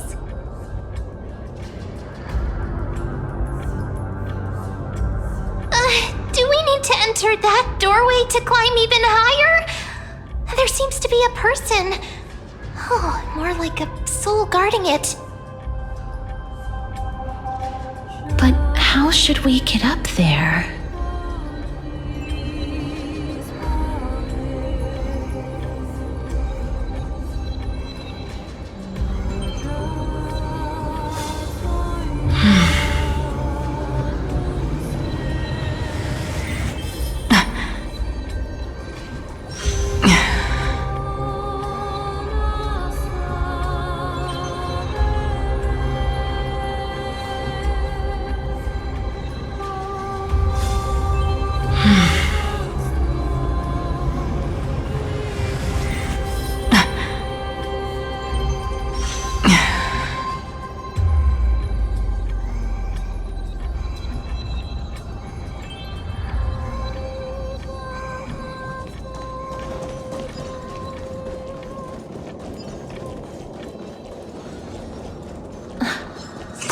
Is blocked yet again.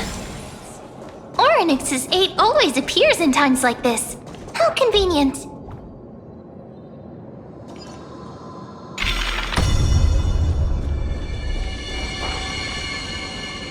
Look, there's even a platform lift over there.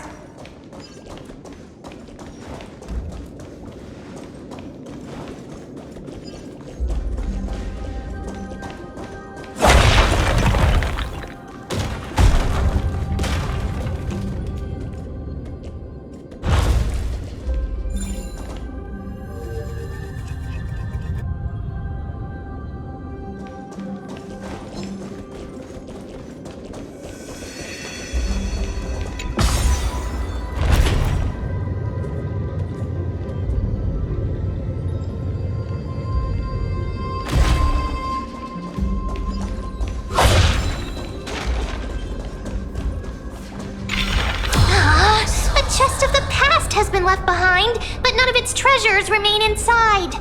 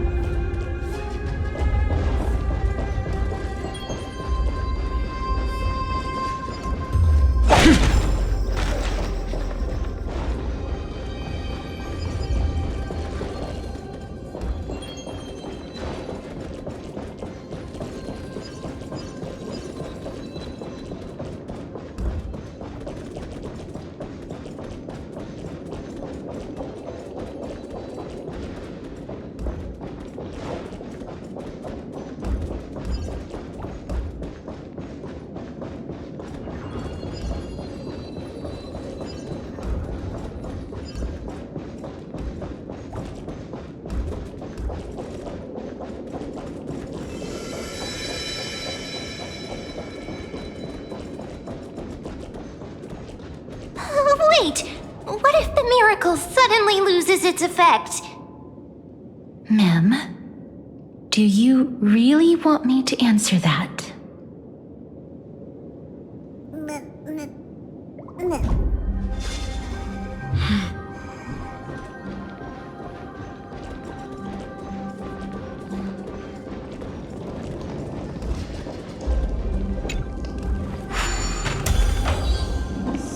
Stay back! Don't come any closer!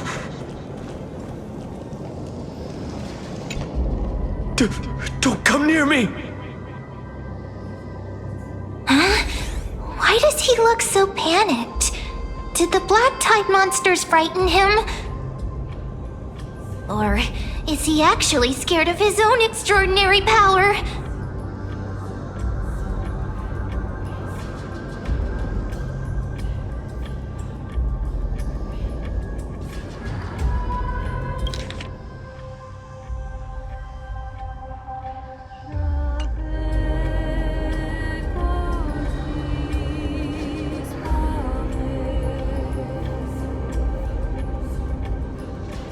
There's no need to be alarmed.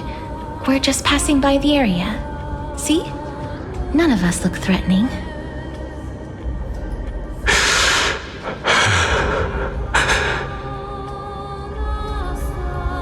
You have a point. Although, while this might once have been the royal vault, it's since been plundered empty. So please go away right this instant. You've misunderstood us. We simply heard your shouts as we were passing by, then decided to come over to find out what happened. My goodness, did I really yell out loud? How rude of me. I'm sorry to have bothered you. I merely saw a warrior. While that spirit didn't harm me, his blows really packed a hefty punch. A warrior? Could it be? Wait a minute. You seem to be quite different from him. Are you actually alive? How can you walk around here while alive? It's a long story. We're here to seek an audience with Thanatos. Thanatos? Who's that? Is it possible that he's also living in the era before death descended? Death? Could it be that you are here to defeat the evil dragon Pollux? Pollux? Is that the embodiment of death? According to the warriors under the Centurion's command, that evil dragon has been dead for quite a while. The curse that condemns people to death didn't originate from it. But they saw a girl within the dragon's embrace, and she is the true Reaper.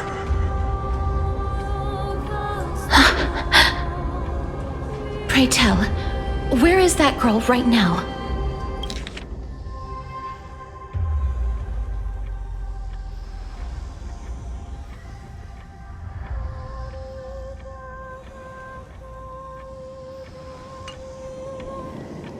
I've heard that the Queen spared no effort in bringing her back to the castle. Her Majesty intends to control all of Amphorius with this unprecedented power. As for whether this rumor is true, well, no one knows. You have my thanks for the invaluable insight that you've given us. Please, treat this touch as a token of my gratitude. You... Are you...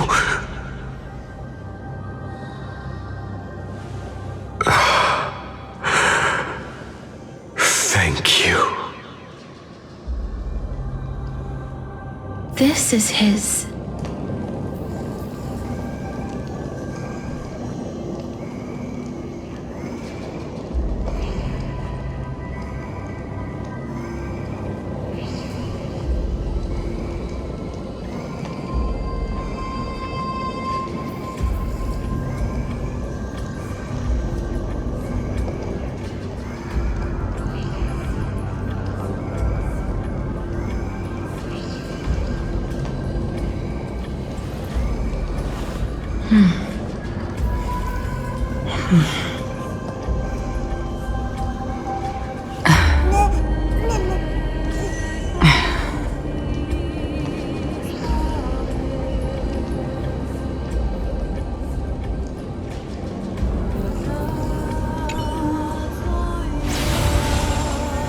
Then you granted him death?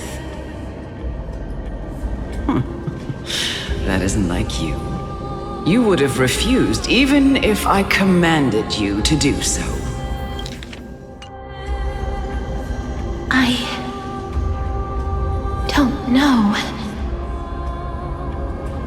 I did it out of sympathy, believing that I wouldn't be racked with agony, but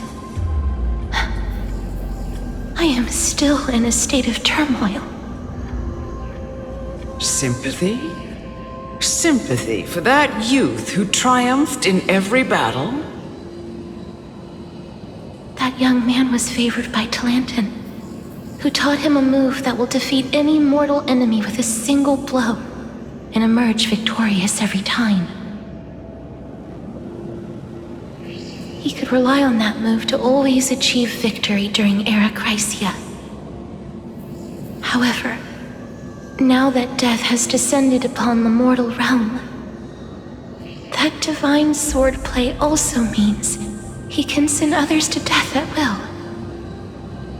In other words, you feel that he's similar to you? Yes. Since he can never be inferior to others in martial combat, death would be the inevitable outcome every time he strikes. That's why he approached me and pleaded.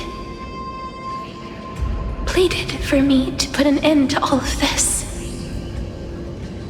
You are perhaps feeling lost from making your peace with death in so abrupt a manner. I have not made peace with death. I've seen the people of Idonia stand tall and proud in the face of death. Even before the fated finale arrived, they were already content with the lives that they'd lived. They had such proud expressions. Expressions that made me believe death would be an insult to these mortals if the concept is truly a power that a god had carelessly cast down upon the world. Perhaps death's authority was never meant to exist in this world. Just like how I shouldn't exist. I won't refute your beliefs for now, but would you be interested in listening to a story of mine? It's a fairy tale from foreign lands, told by the person who brought you to me in that ice field long ago. A tale told by the Queen of Styxia. What? Wait a minute. That means the girl born in the dragon's embrace, the personification of death these souls talked about. That's you, Cass? I've already had an inkling for a while now, but I honestly have no memories of Styxia. My memories only begin after Aminet brought me to Idonia.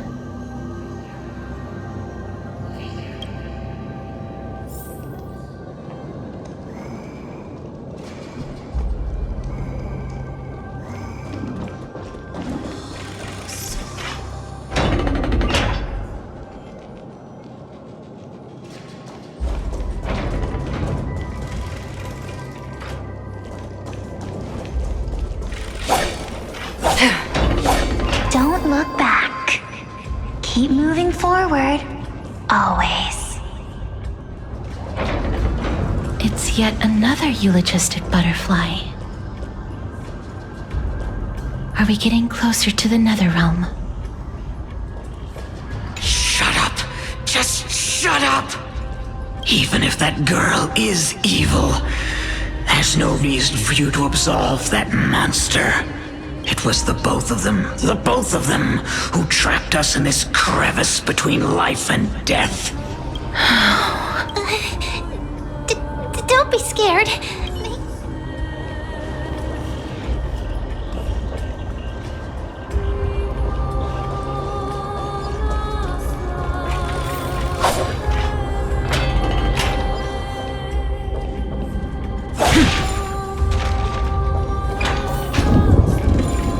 saw this. This is...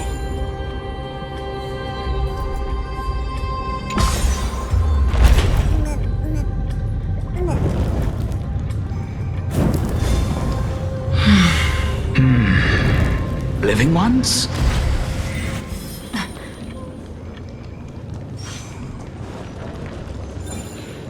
Oh, could you be the scions of Styxia? Did you hear about the great work that I'm doing here, and have thus arrived to give me the last material that I need for transmutation?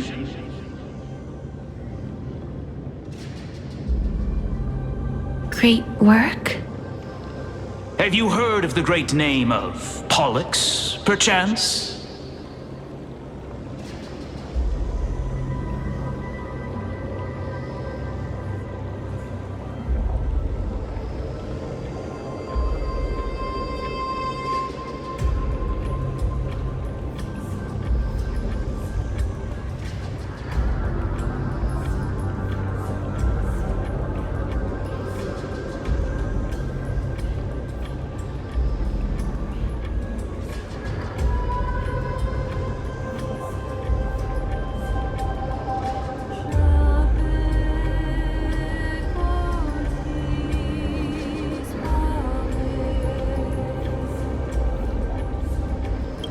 Have to describe it like that, miss.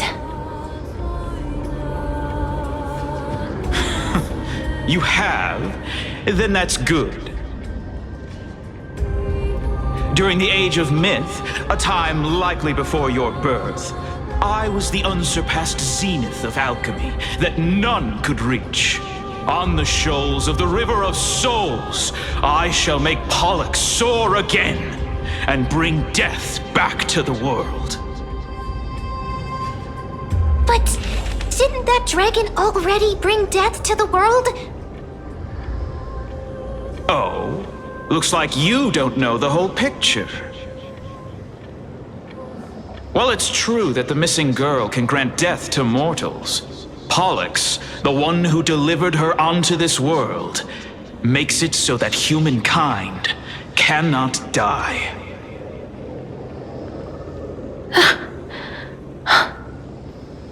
So, it's just as I feared.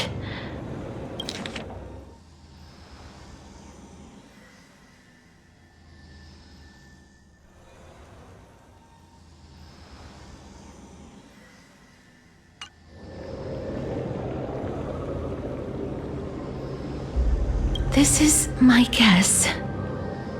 The deceased are supposed to drift down the River of Souls until they reach the end of the West Winds.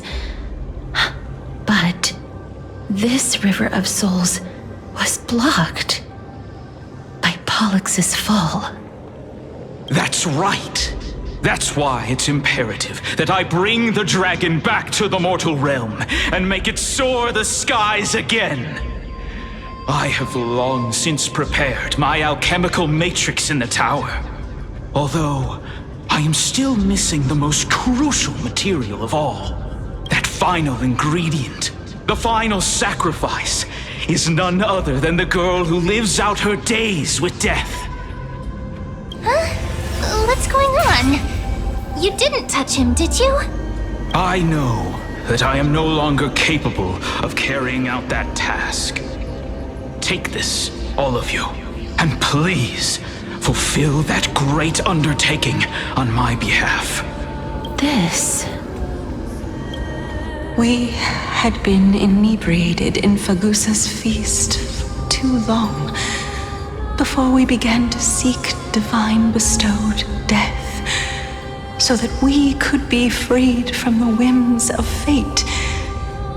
However, that brought doom upon us. Instead of summoning a supreme god, we encountered a monster that cut off the River of Souls. That detestable dragon Pollux denied all, unable to rest in peace. These departed spirits engulfed Styxia like a roaring tide.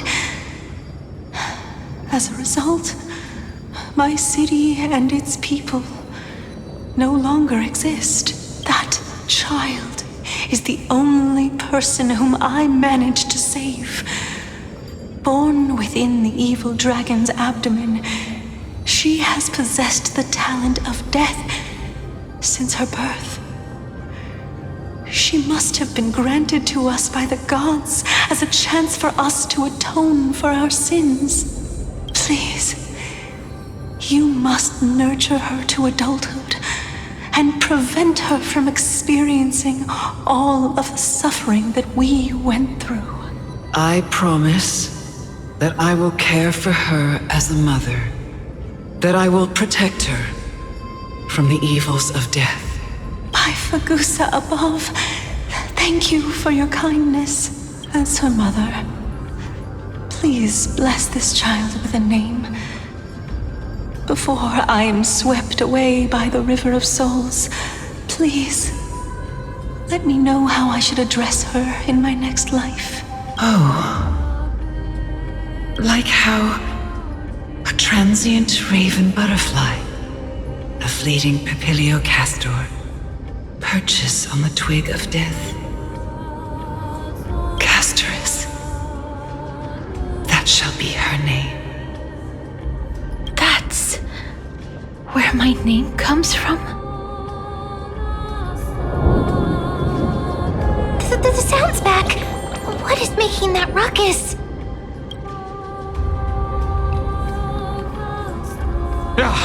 Living ones, don't waste your time bickering. The Netherrealm's wrath is falling upon you. Black Tide creations. When did they... Miss, please fight them with caution. Be careful not to suffer the same fate as those Black Tide creatures!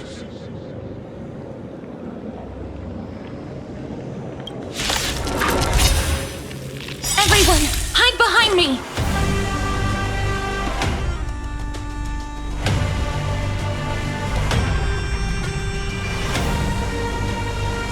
Torment and doubt, farewell. Destined for oblivion. I weep for the departed. It too shall fall. There's so many of them! How are we holding up?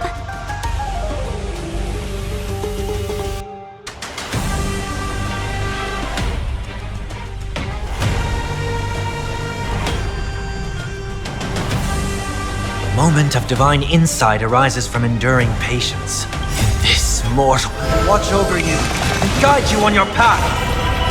Serenity is before me. On the still waters of oblivion. How familiar. Enemy targets detect. Enemy data signet markers activate. Time for a good old counterattack. Sure, I'll play along. Again. All in. I've heard the call.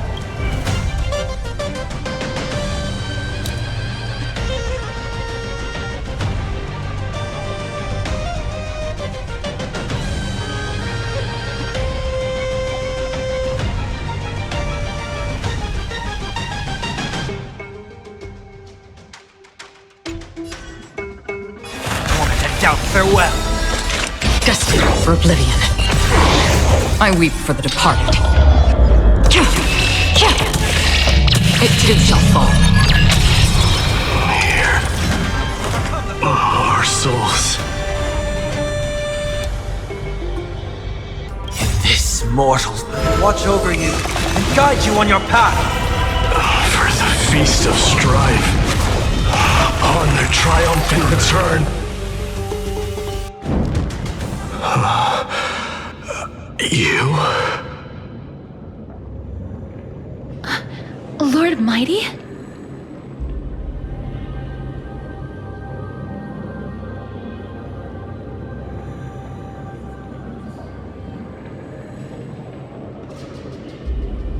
Lord Mighty, you've been through some tough battles once again. That black tide is endless. My death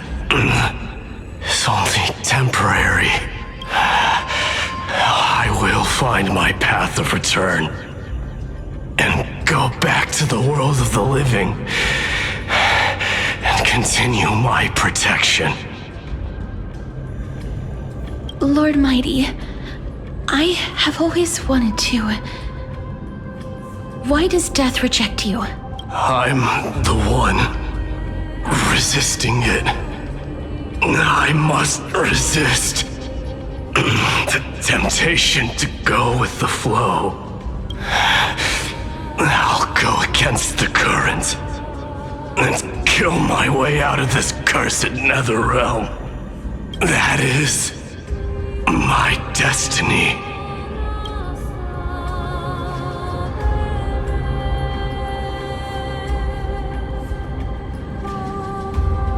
It seems like he's completely focused on resisting the temptation of the dead's whispers. He's working hard every minute to deny death. It seems his battlefield is not limited to the world of the living. Lord Mighty, are you willing to travel with us? We're headed for the Matrix inside that tower to summon Thanatos from their prolonged concealment.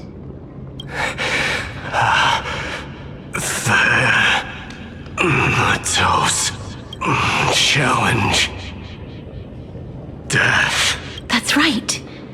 If we can work together and defeat them, you won't have to be troubled by the curse of immortality any longer. Let's go together, Castoris. Let the person who has brushed against death countless times guide your way. Cass, are you sure you want to do this? The alchemist said he wanted you to be a sacrifice. I'm not afraid. There's no reason for us to turn back anymore. Rather than standing still, taking action is by far the better option. Perhaps fate might take pity on us today and show some compassion.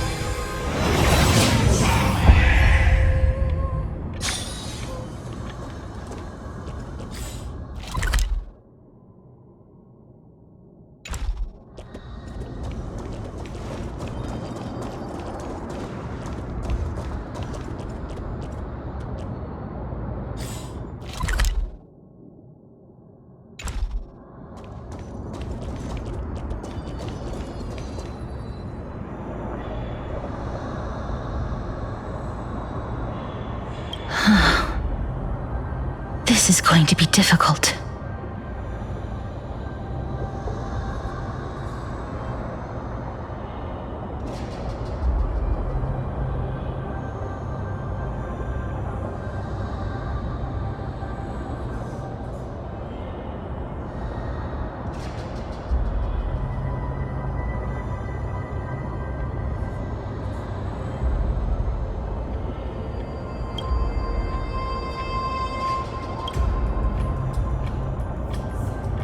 I'm familiar with this kind of mechanism.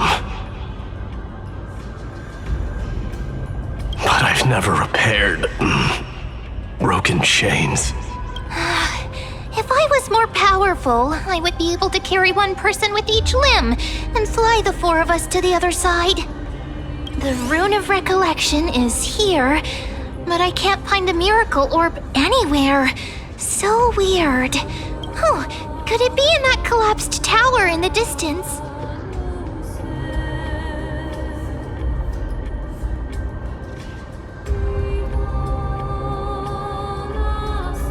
That sounds so weird. Forget it. Just leave it to me.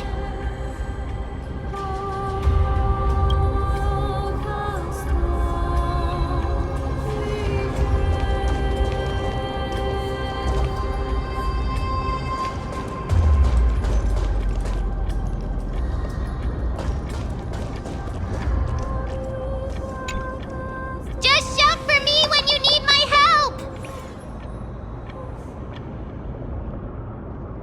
Got it! Just leave it to me!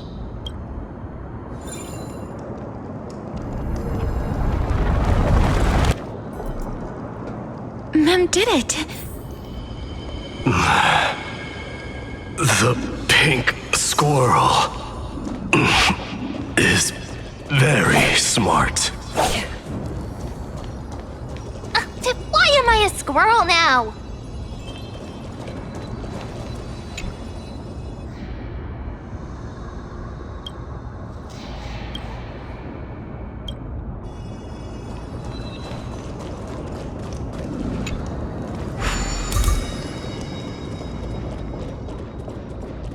The miracle's range is limited. Please come a little closer.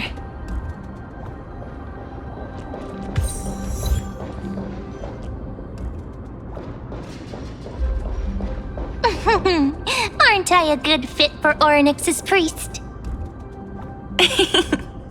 Of course. You're the most competent priest ever.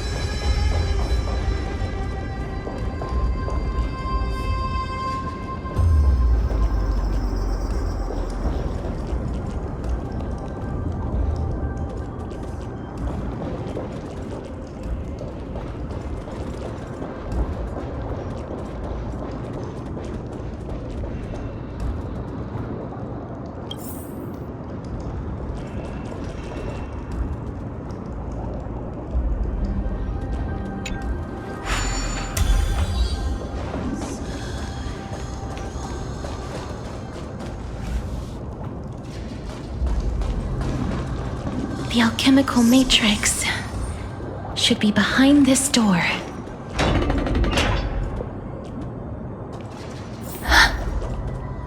Is that...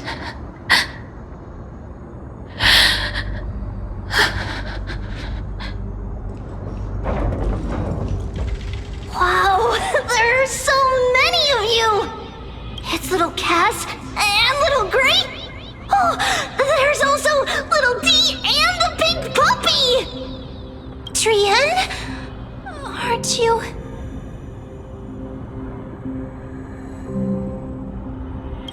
Get what? I'm getting even more confused. This is the first time I've encountered a deceased friend while going upstream in the River of Souls. It really works like this. Just like the other departed spirits we've encountered along the way. I'm also unable to sense the aura of the living on Lady Trian. Yup, you're right. Trian already knows that she'll not be able to return to everyone's side. But Trian believed that little Cass would eventually return to the Netherrealm. So, Trian has been standing here, at this spot closest to the world of the living, and waiting for little Cass. Oh, it must have been very tough for you. But according to what Trian said, we're almost at the entrance of the Netherrealm. Trian promised Treevy and Treenan that when little Cass got here, Trian would get the gift ready and be the first person to run over and welcome you. So, little Cass, don't cry. Please, accept this. We finally finished it.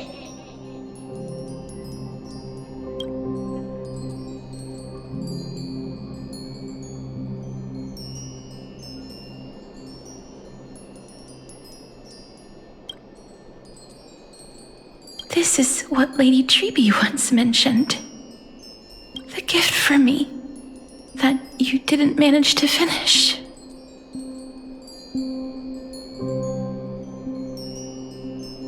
The Holy Maiden of Yanis. Even when separated by life and death, their thoughts are still connected. Trian spent a lot of time drawing this. Trian hopes that little Cass likes it. Seriously?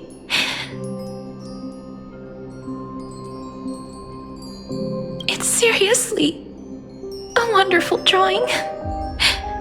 Lady Trian.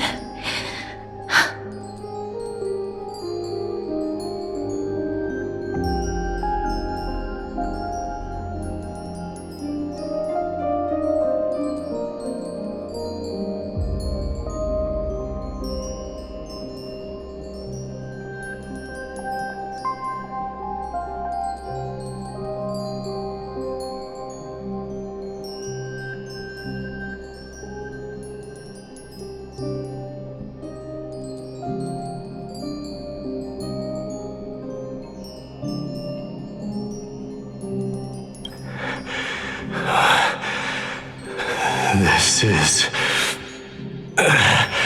our flame chase journey. Little Cass, we don't know what your journey was like before. Treeby has always said that it must have been a very harsh and frightening journey. But little Cass no longer has anything to fear now, because everyone is here with you in this flame chase journey! That's right. Only now, when I see Lady Trian's gift, do I realize that I've already obtained so many things I would never have dared to dream of since I embarked on the flame chase journey. It's the first time I've gained so many companions. The first time I picked up the hobbies of crafting and photography. The first time I had dinner with someone else. The first time I went to the market to buy the Chimera doll I'd liked for a very long time and hugged it to sleep. The first time I wore a dress personally made by Lady Aglaya. The first time I went for a walk with Lady Treeby, Lady Trian, and Lady Treenan.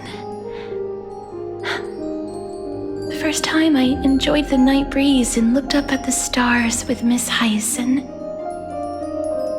The first time I took care of Dromasis with the Trailblazer. Looking back at all these experiences I never thought were possible, it feels as though the scales of my life had shrunk from centuries and decades down to minutes and seconds. And all of them are so precious.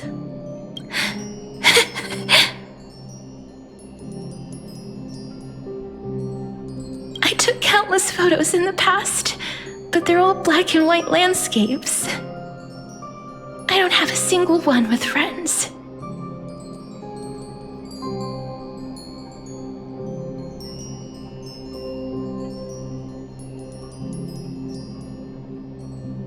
If I had known, I would have taken more pictures.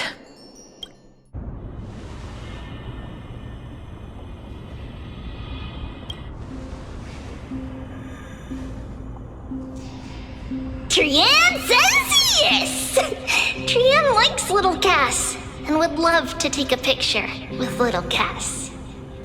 Sadly, being departed souls, our images cannot be captured in the world of the living.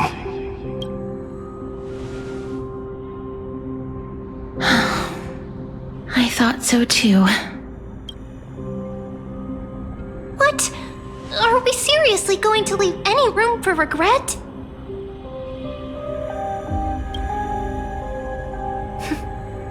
There won't be any regrets. This vivid drawing surpasses any photograph from the world of the living. Little Cass smiled. Treevee, Trinan, and Trianne's wishes finally come true! I remember you once said that fate is not the flowers that bloom at the end of the road, but where people tread beyond the gate. Now, the path that belongs to me is about to reach the end. Thank you for bringing me the final key. Key? Little Cass, why are you talking in riddles all of a sudden? I have a feeling that soon, this gift of yours will become the key to saving Mrs. Life. Wow, that's amazing! Then keep smiling and carry on bravely! Little Cass, Little Gray, everyone, see you tomorrow!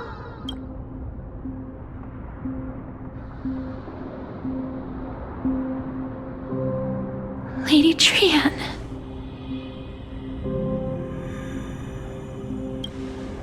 The aura of this place. We have indeed reached the end of the stream of souls.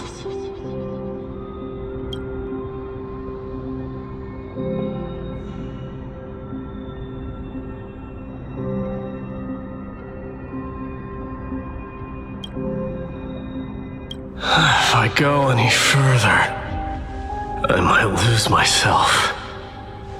I must leave now, for the black tide still wreaks havoc in the realm of the living.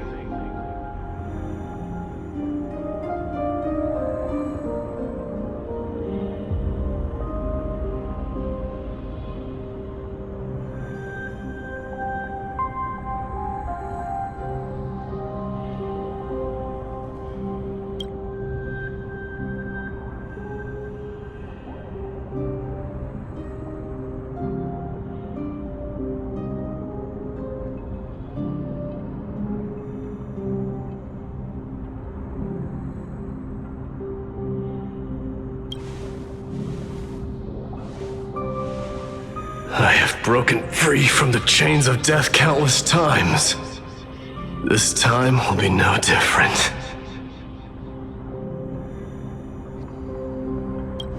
Castorus, will you fulfill your duty for the flame chase?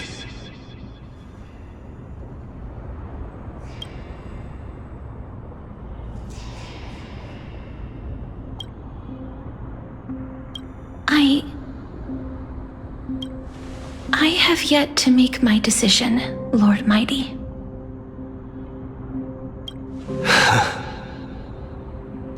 No matter. Make the choice your heart desires. Even if it takes 1,000 years of waiting.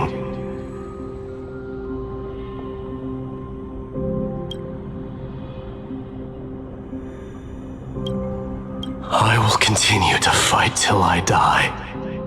Then rise from death until the miracle descends.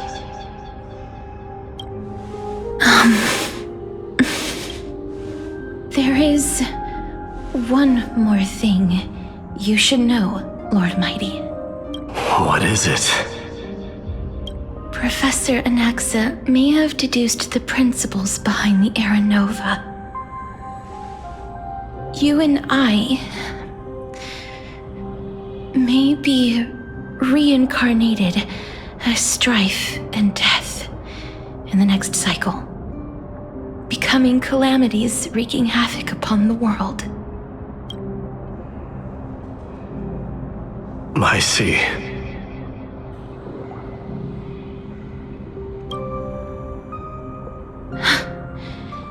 Is that all? Are you going to accept such a fate without complaints? Do you have a strategy to shatter the shackles of our fate? I haven't found it yet. Perhaps I never will. Then, cease wasting your thoughts on futile matters. Control what little you can. And when fate's inescapable grasp comes, resist it with the strength of your mighty will.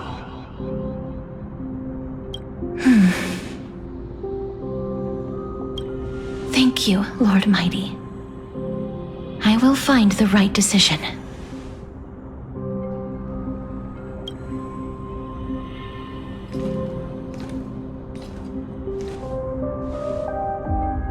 In the name of strife, may you meet a fitting end.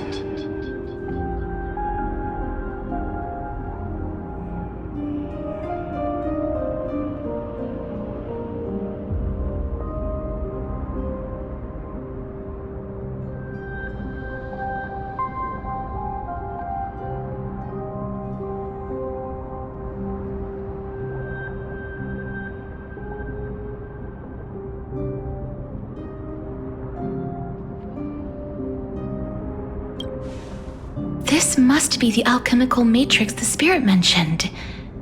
Let's see. We need to insert Aquila's sky, Giorios' earth, Kefali's fire, Fagusa's ocean, and Nestia's love. It seems our sweet Princess Homebody has made up her mind. In that case, seamstress, I suppose I no longer need to deliver your message. My time is rather precious after all. Whether you wish to break free from death or not, please, follow your heart. By the promise you once made, I ask that you fulfill your duty one final time. Castorus, please, live as a human, and die as one. According to that alchemist, the final piece is supposed to be me. However, he is not privy to the past, and therefore cannot see the full picture. The past?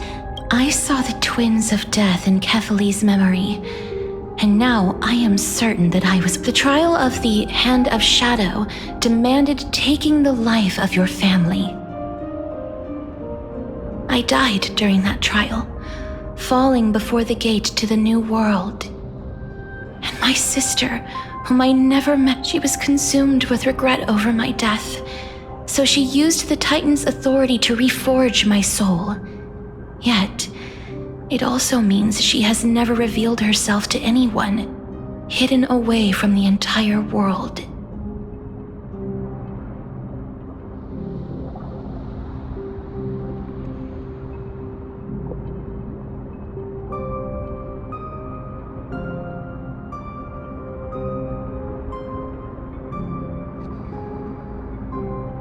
That's because the Titan she became already fell at the start of everything. They died for me, and now lie in slumber in the River of Souls. You mean Pollux? That's right. The River of Souls is no material river. It cannot be blocked by ordinary means. And that's why we have to awaken Pollux from death before we can retrieve the core flame of death. We have to reforge its body with the power of alchemy.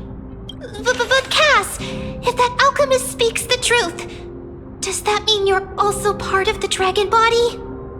According to those departed spirits, I was indeed born as the dragon's twin. But before we talk about that, have you heard the sighs?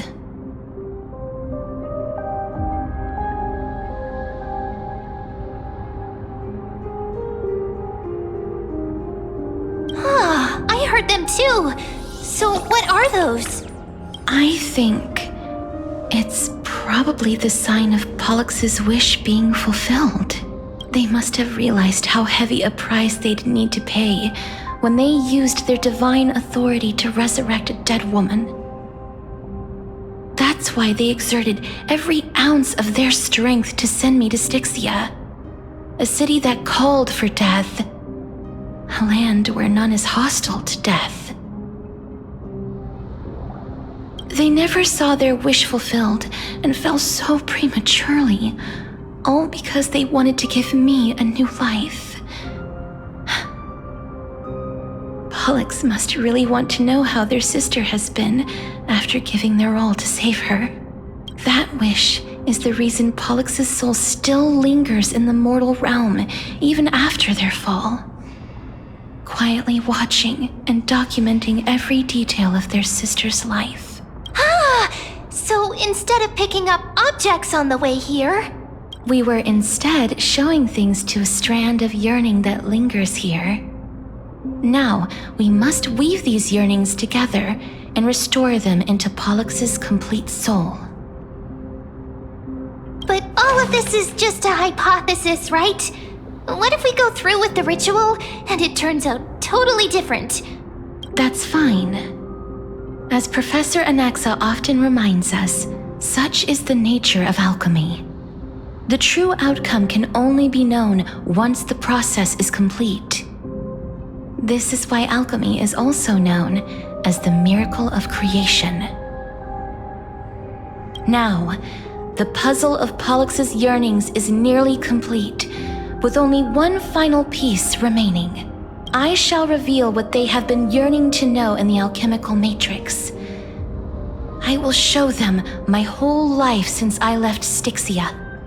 Lady Trianne has already drawn a picture of my entire life, and it is now in my hands.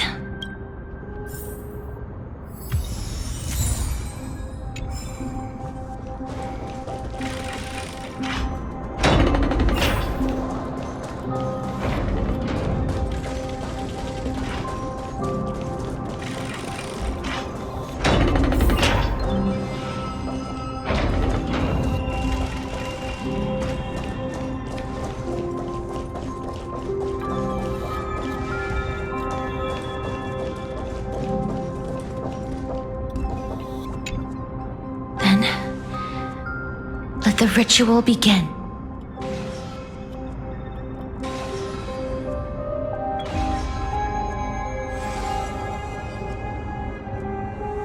And now, the objective is complete. Such is what Professor Anaxa always says after preparing for an alchemical ritual.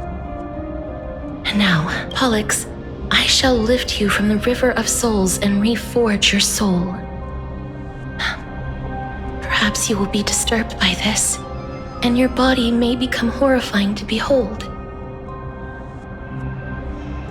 But if even the slightest trace of your soul remains, the soul that once ferried me to this side of the shore, then please, look at me. I wish to thank you in person. I have obtained everything you sacrificed your divinity for. Lady Almanette. Did she recognize you? Oh, she must be the first soul we can communicate with here, right? I'm afraid she is just another spirit trapped here, like the rest of them. The only difference is that I was there when she died. Please, go on. I'm listening. Are you about to tell the story of Styxia? Yes. You're just as... There's no need to worry, Elder. Take a look around you. The world? I understand that you chose to remain silent about the story to protect Castorus, but you no longer need to hide that story. I can assure you that you have protected that girl's life well. Oh, well... Styxia. The pearl of the ocean. Plagued by unwarranted calamity and ravaged by death in the fairy tale. It was the first city-state to shift their faith towards death, even before Idonia did. From where you stand now, I suppose that's a bit hard to... Indeed. I cannot imagine that those from the era Chrysia, blessed with eternal life, could ever yearn for death. I have pondered the same question, child. Journeys and epics are only glorious and magnificent because all things eventually fade to dust. That's how someone once explained to me why death is necessary to the world. But I still can't take that as the final answer. Would a world without journeys and epics be worse off? I take it the one who spoke this line was a general, or perhaps a warrior.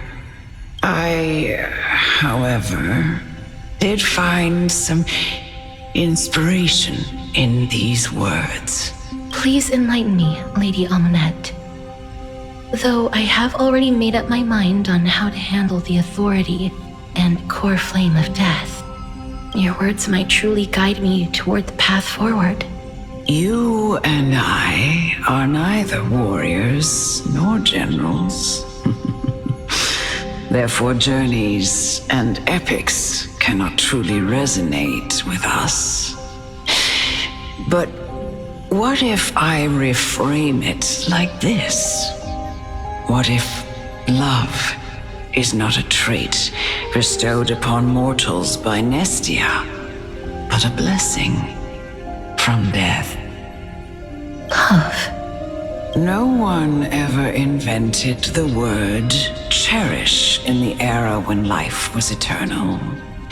For all the good things in the world could be revisited endlessly, and every bond formed carried no risk of being severed. The so-called era Chrysia was an age devoid of both virtue and sin. People did not truly live. They simply existed, going through the motions without passion or purpose, then waiting for something to happen.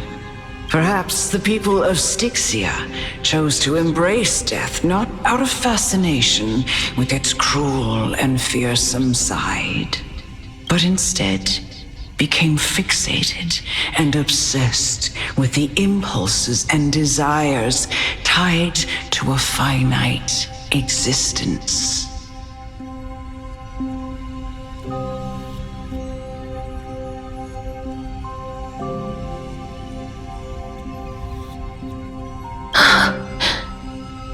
Therefore, death is not a thing of fear and desperation, but... That's right, Castorus. It is the reason we shed tears when parting ways, and also the original spark that ignited the passion of mortals. If you truly intend to deprive the world of death, then be prepared to witness it return to a state of stagnation. I understand, Lady Amunet. Our limited lifespan shapes all that we know and love. Not even the Death Titan has the right to take that away from humankind again.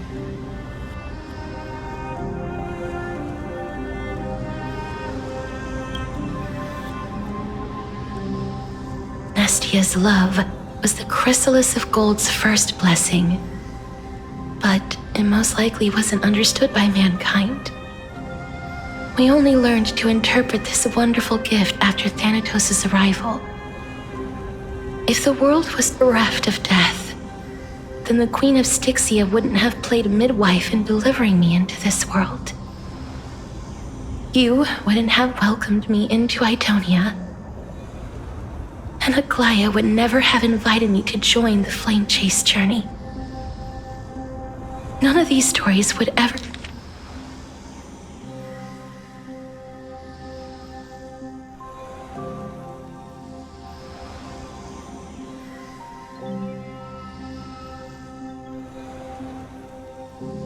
ever have happened. And I would never have lived, let alone found happiness. Thank you, Mother. I will use all the love I've experienced in this long life to complete the final miracle. My teacher, Anaxagoras, grant me the wisdom of all things. I call upon thee, the stripped dead dragon's corpse.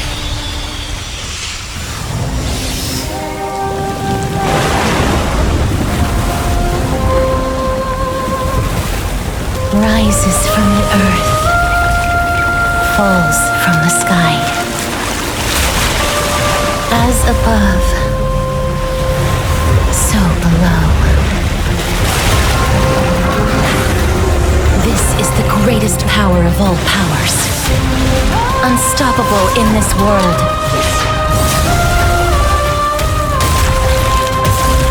The great work that commands all death. I shall grant you embrace.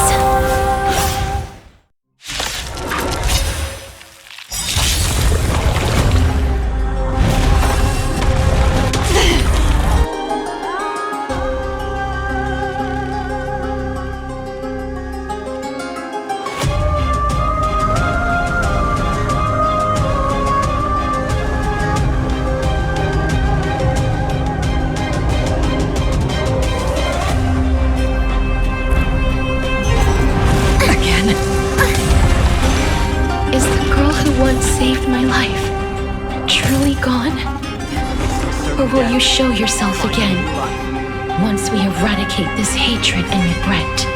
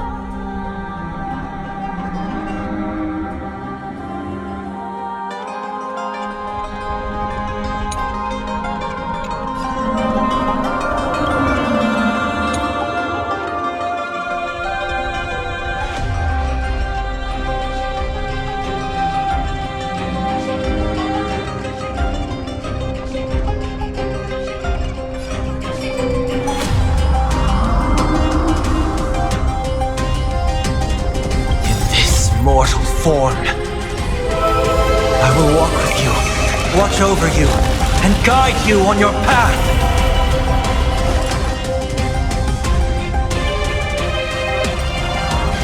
I want to head down. Farewell. Still waters of oblivion.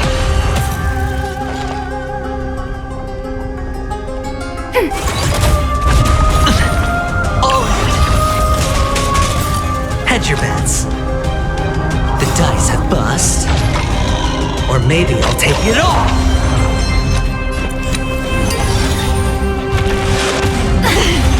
Watch your head.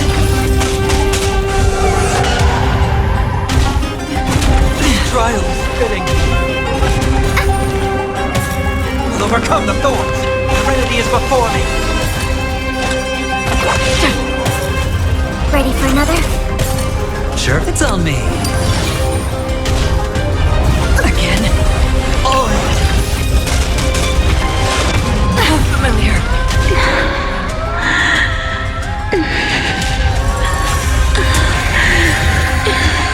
And I know you're anxious. Shh. Don't be afraid. Net markers activated. Time for a good old counterattack.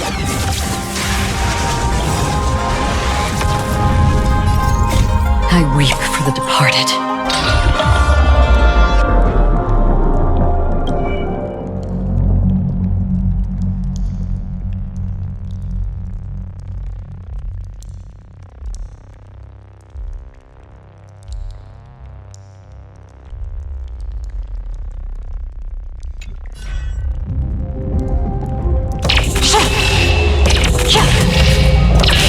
Dusk's reign, it too shall fall.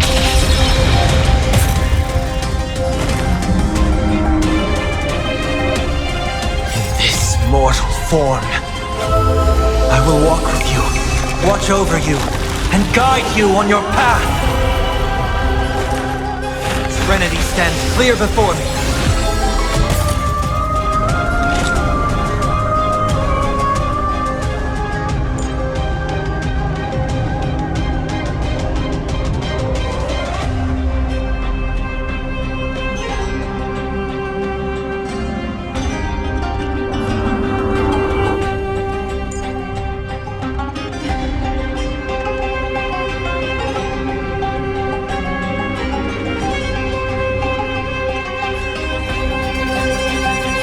Existence is fleeting as the dawn's dew, destined for oblivion.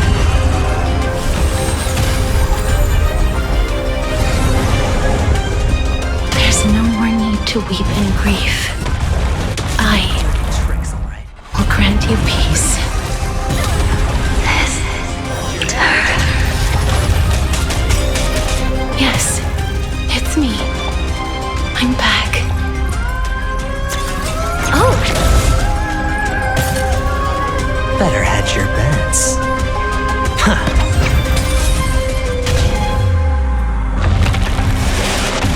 How familiar.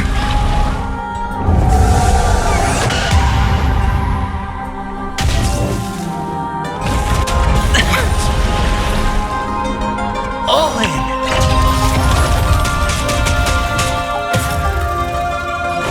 Morning and doubt, I bid you farewell.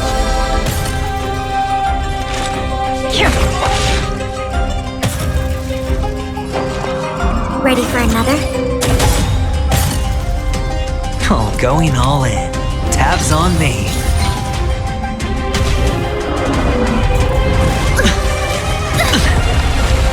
Watch your head.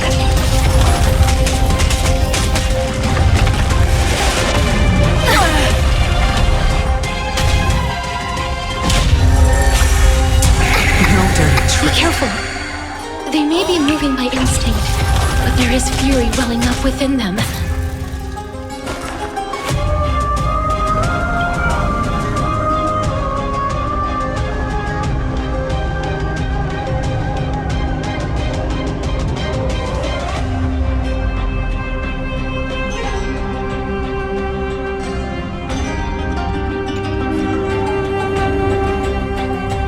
Enemy data secured.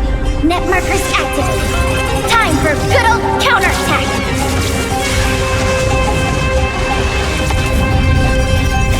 I weep for the departed.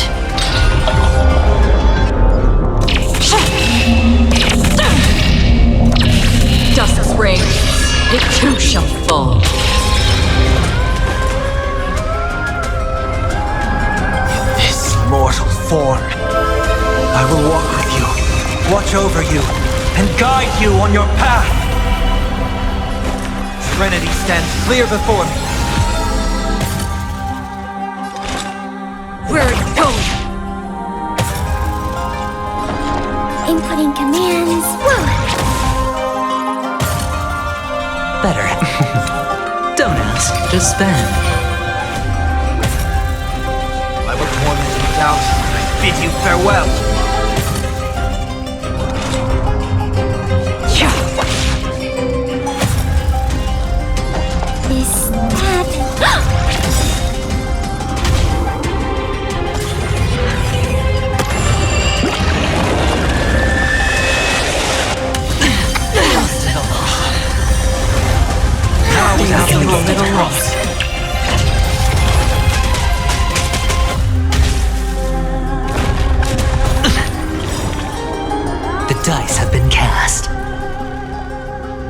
bust.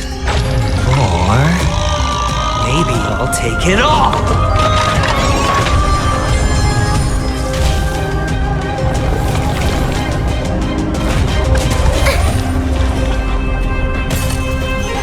Alright, I'll call your going all in. Tabs on me.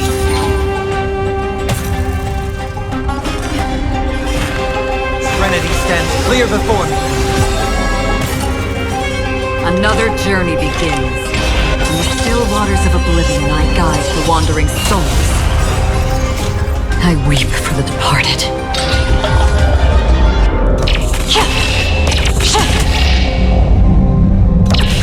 Dusk's reign, the two shall fall.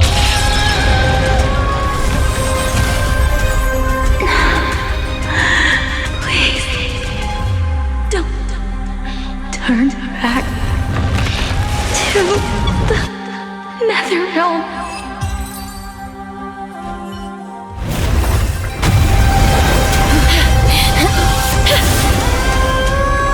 Oh, death. Sleep in peace.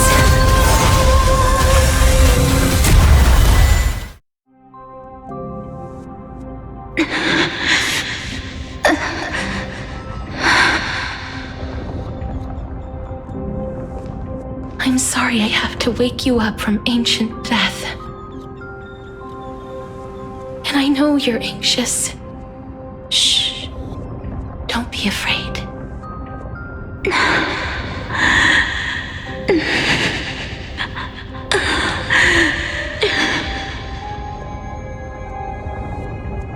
Do you remember me? I'm the girl you once carried across the Sea of Souls.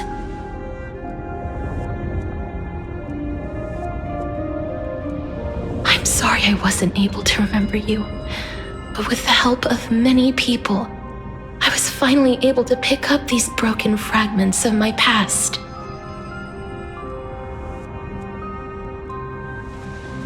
I'm back, Pollux.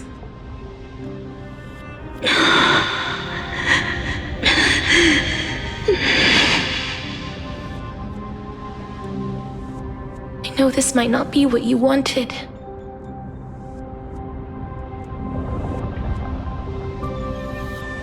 But I have to do this.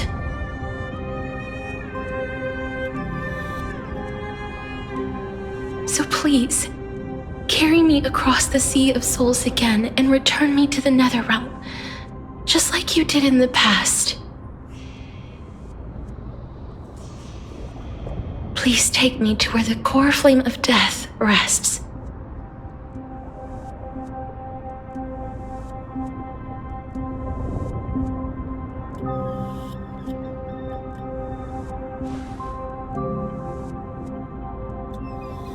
I'll be going now.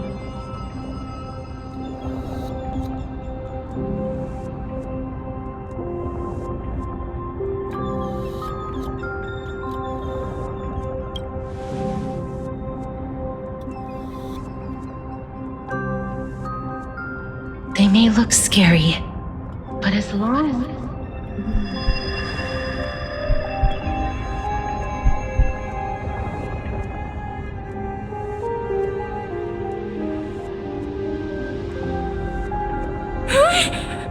What's wrong?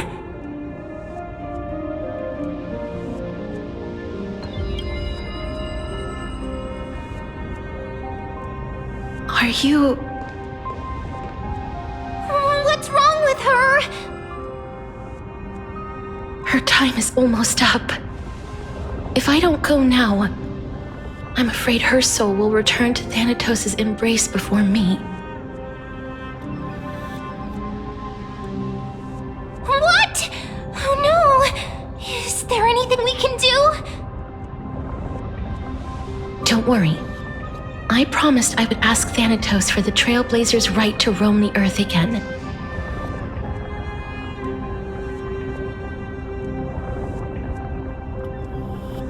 Mem, stay here and keep a close watch until I return, all right? All right. I'm the best at taking care of others. Go on, Cass. Make sure not to leave yourself with any regrets.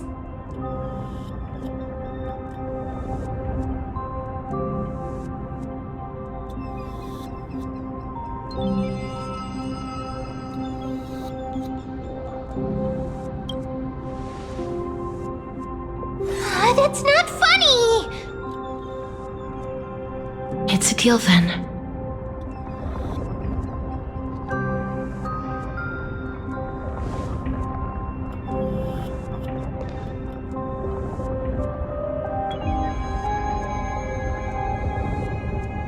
Please.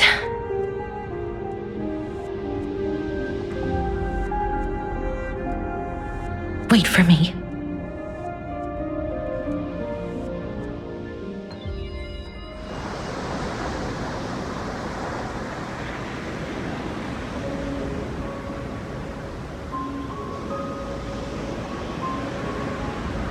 After all that, you still ended up back here.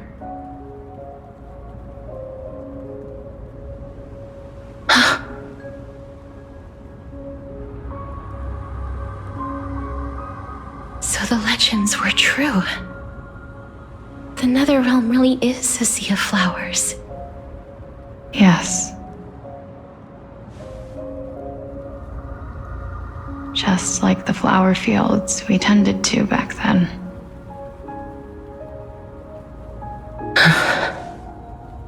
Is that you, Plixia?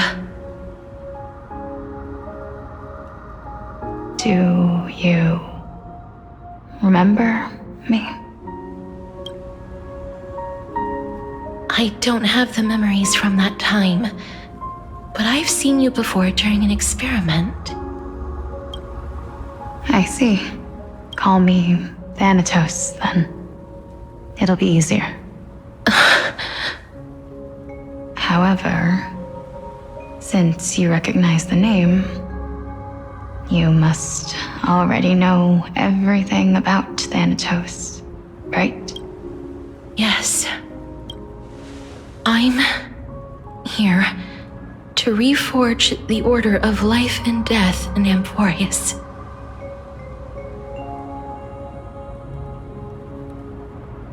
You know, my sister was a sympathetic, but rather sensitive person.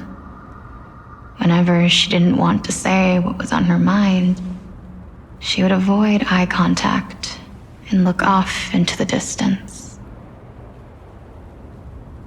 Just like what you are doing now.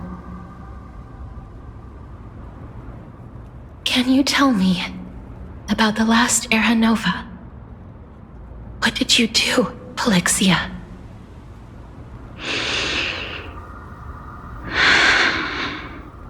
Where should I begin? I suppose we can start from the beginning.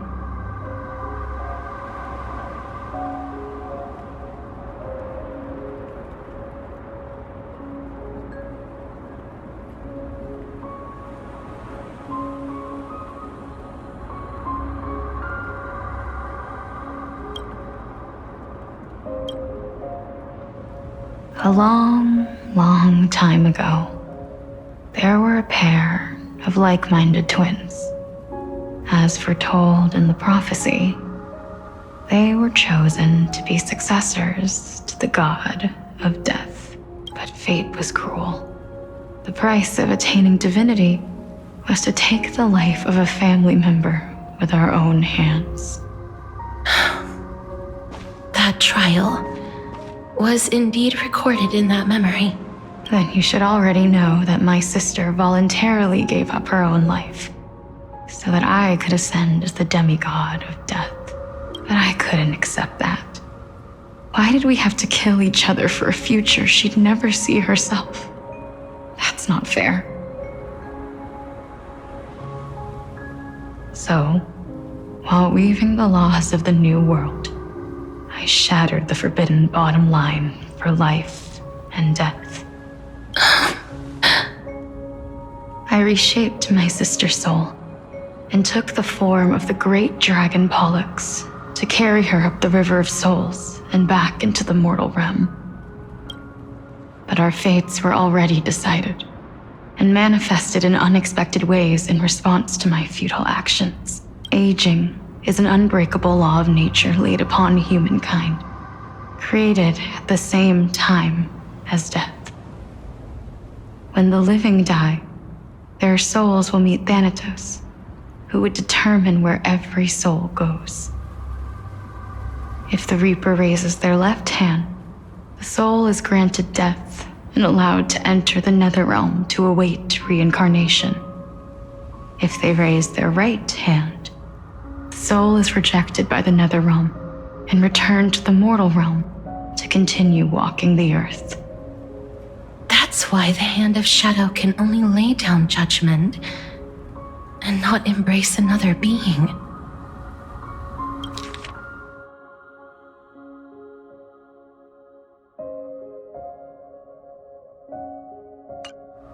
Yes.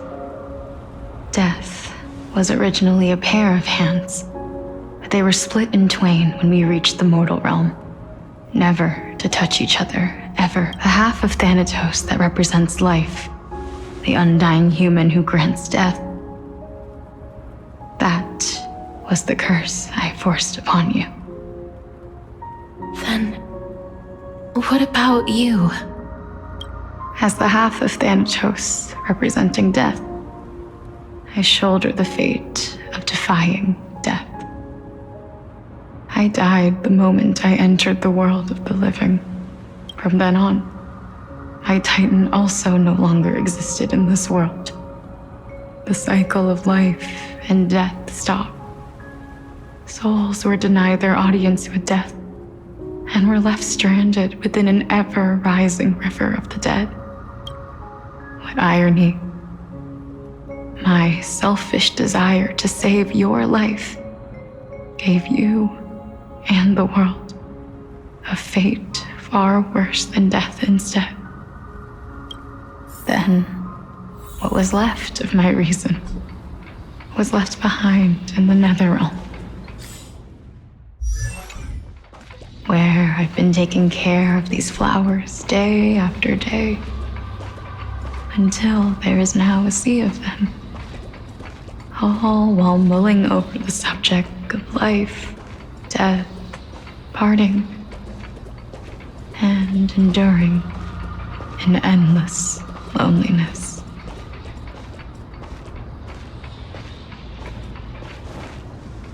Fate is absurd indeed. Our lives were a mirrored image of one another, like a pair of hands. Even so, we arrived at the same destination. We walked different paths, yet experienced the same pain.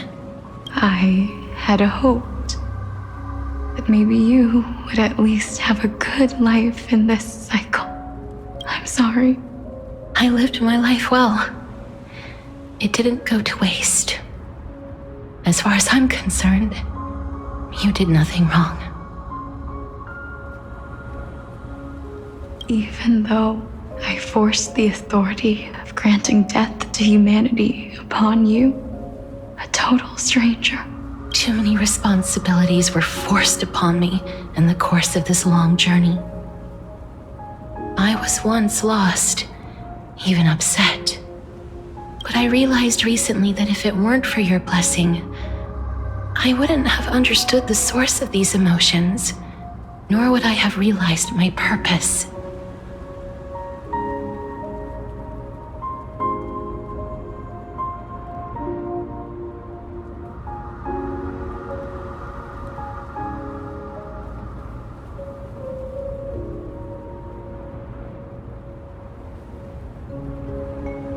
I wouldn't have made it here to reunite with my missing half. And we wouldn't be discussing our past while sharing the same view of this landscape. I wouldn't have understood the meaning of our existence. The meaning of our existence.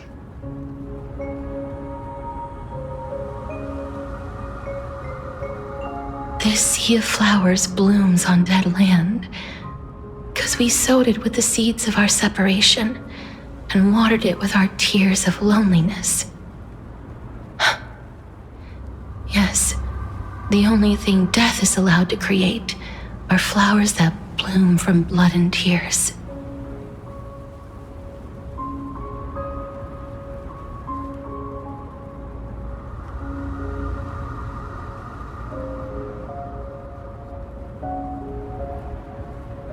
That's why Thanatos cannot create living beings at will, nor can the hand of shadow determine a person's remaining days. Because the life and death of mortals should never be dictated by another's will. Are you saying there's no point in Thanatos' existence? No. No single being can bear the scales of life and death on their own. Not even a god. Life and death weigh equally heavy. We both know that now, don't we?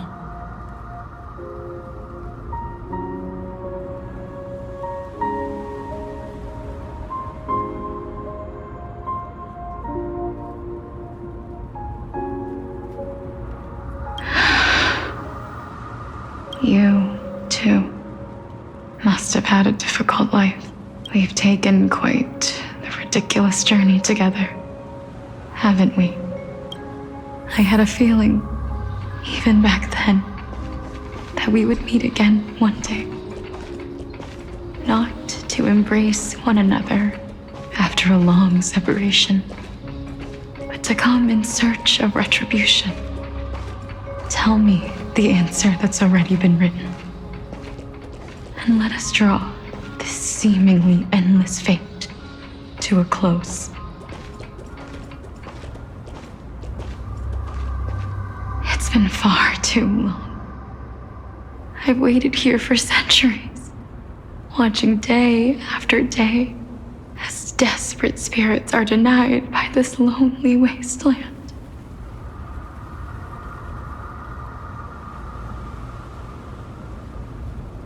I always hoped I would see you among them.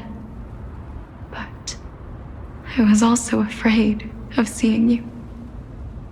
I didn't know how I could possibly face you again. But more than anything, I was afraid that you might have forgotten all about me. I know. But don't you see, Polixia? I made it back anyway. You don't have to shoulder death's authority on your own anymore. It was always meant to be held in two hands anyway. So, let's give our core flame to her and have her take it back to the mortal realm. Give humanity back their cycle of life and death. Our responsibility as Thanatos was never about picking out favorite souls. We were only meant to watch over life. Let's tend the field together and create a warm sea of flowers for all the souls to come. What do you think, Polixia? Yes, just one last step.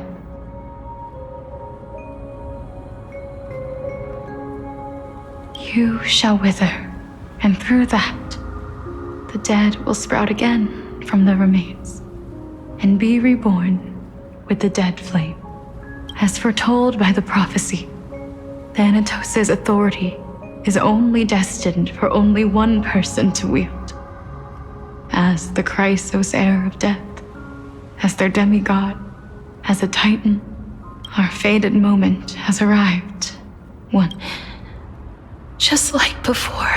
Yes, just like before. But unlike that time, the ones undergoing the trial this time are prepared. You've made up your mind? Yes, as dictated by fate. But I won't be afraid, as long as you're here with me. complete your trial in this life. Grant me the embrace of death, and light the spark of life ablaze.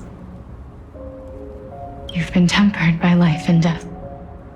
I know you'll be able to give this wasteland its first breath of life. Like a raven butterfly, flying swiftly into the Netherrealm, perching on the twig of death. I will.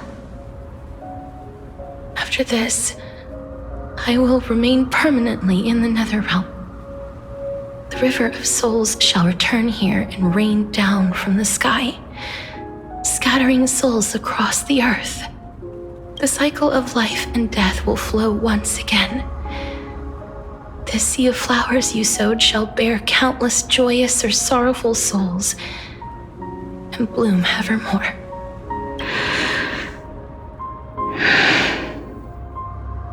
Thank you.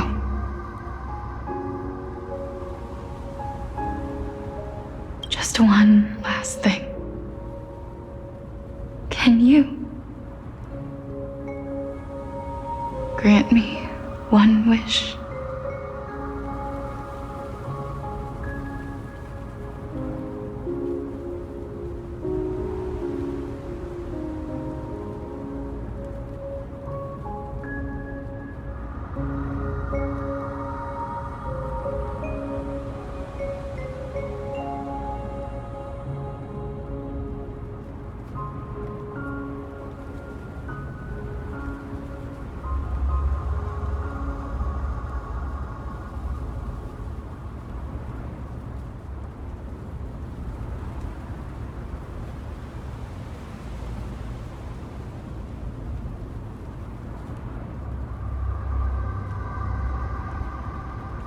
Of course.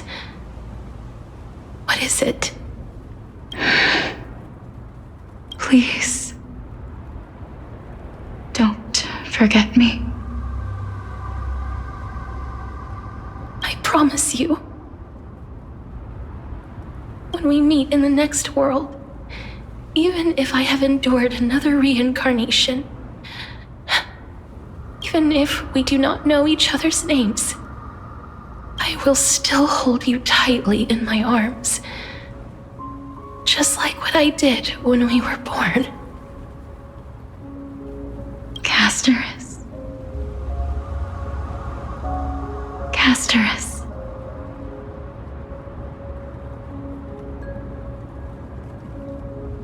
You're as beautiful as a fleeting butterfly.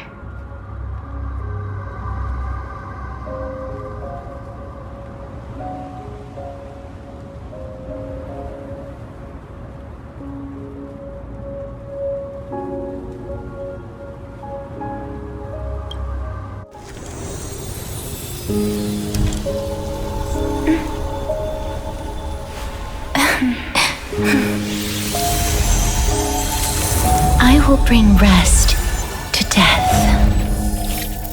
And from now on, stagnant life will once again flow.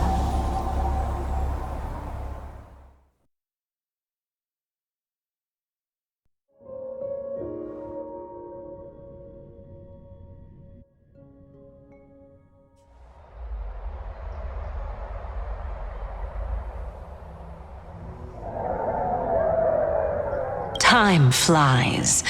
In the blink of an eye, the 15th entry hour is already at hand. When this farce is over, your soul will be placed on the scales of life and death. Are you ready? No need to ask so many times. Of course I am. Then why do you drag your feet?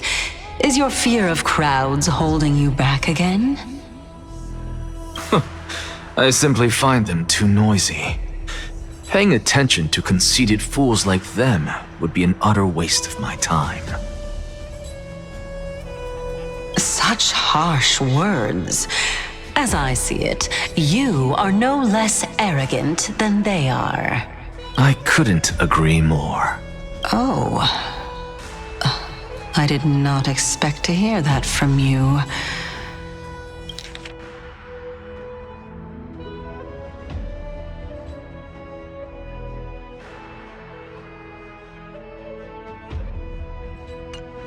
Are you not going to refute me?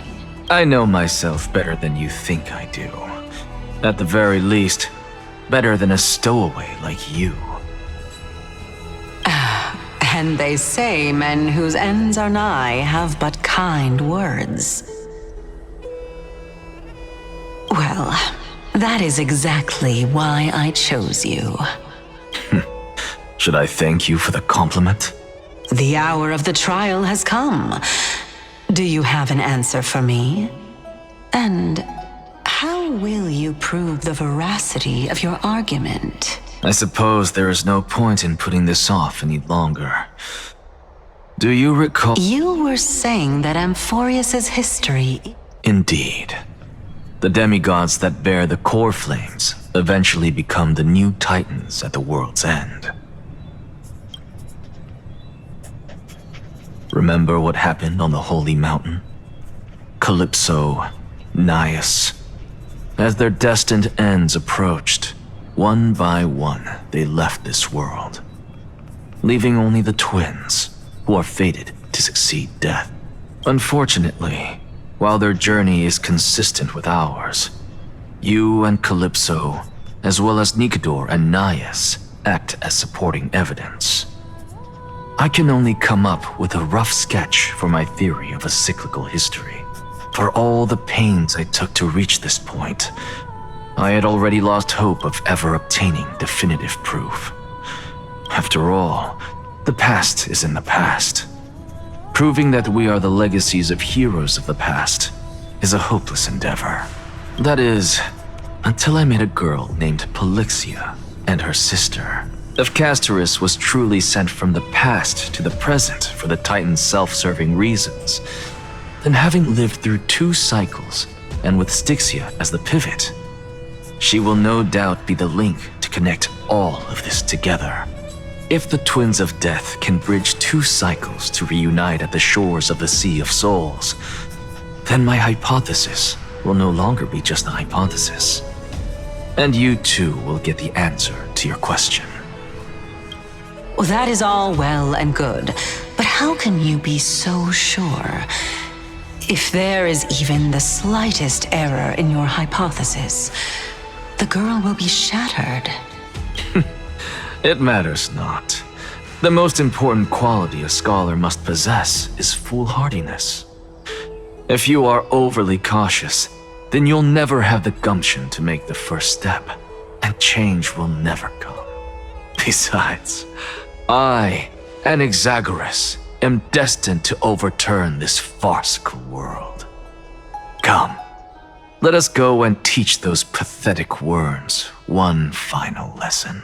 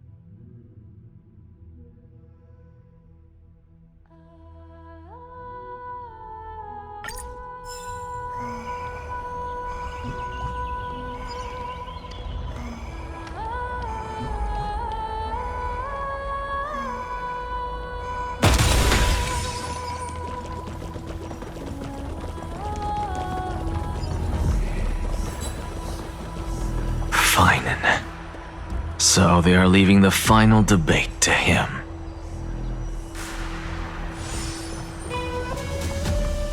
Let those Chrysos heirs who started this terrible war hear you.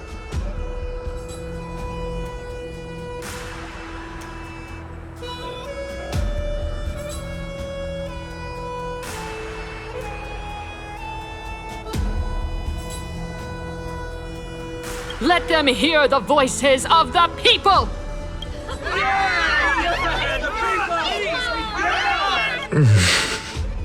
As always, that woman knows how to stir up a crowd. Professor Anaxa, I thought you'd pass on this. Everyone must cast their vote, or this assembly would serve no purpose.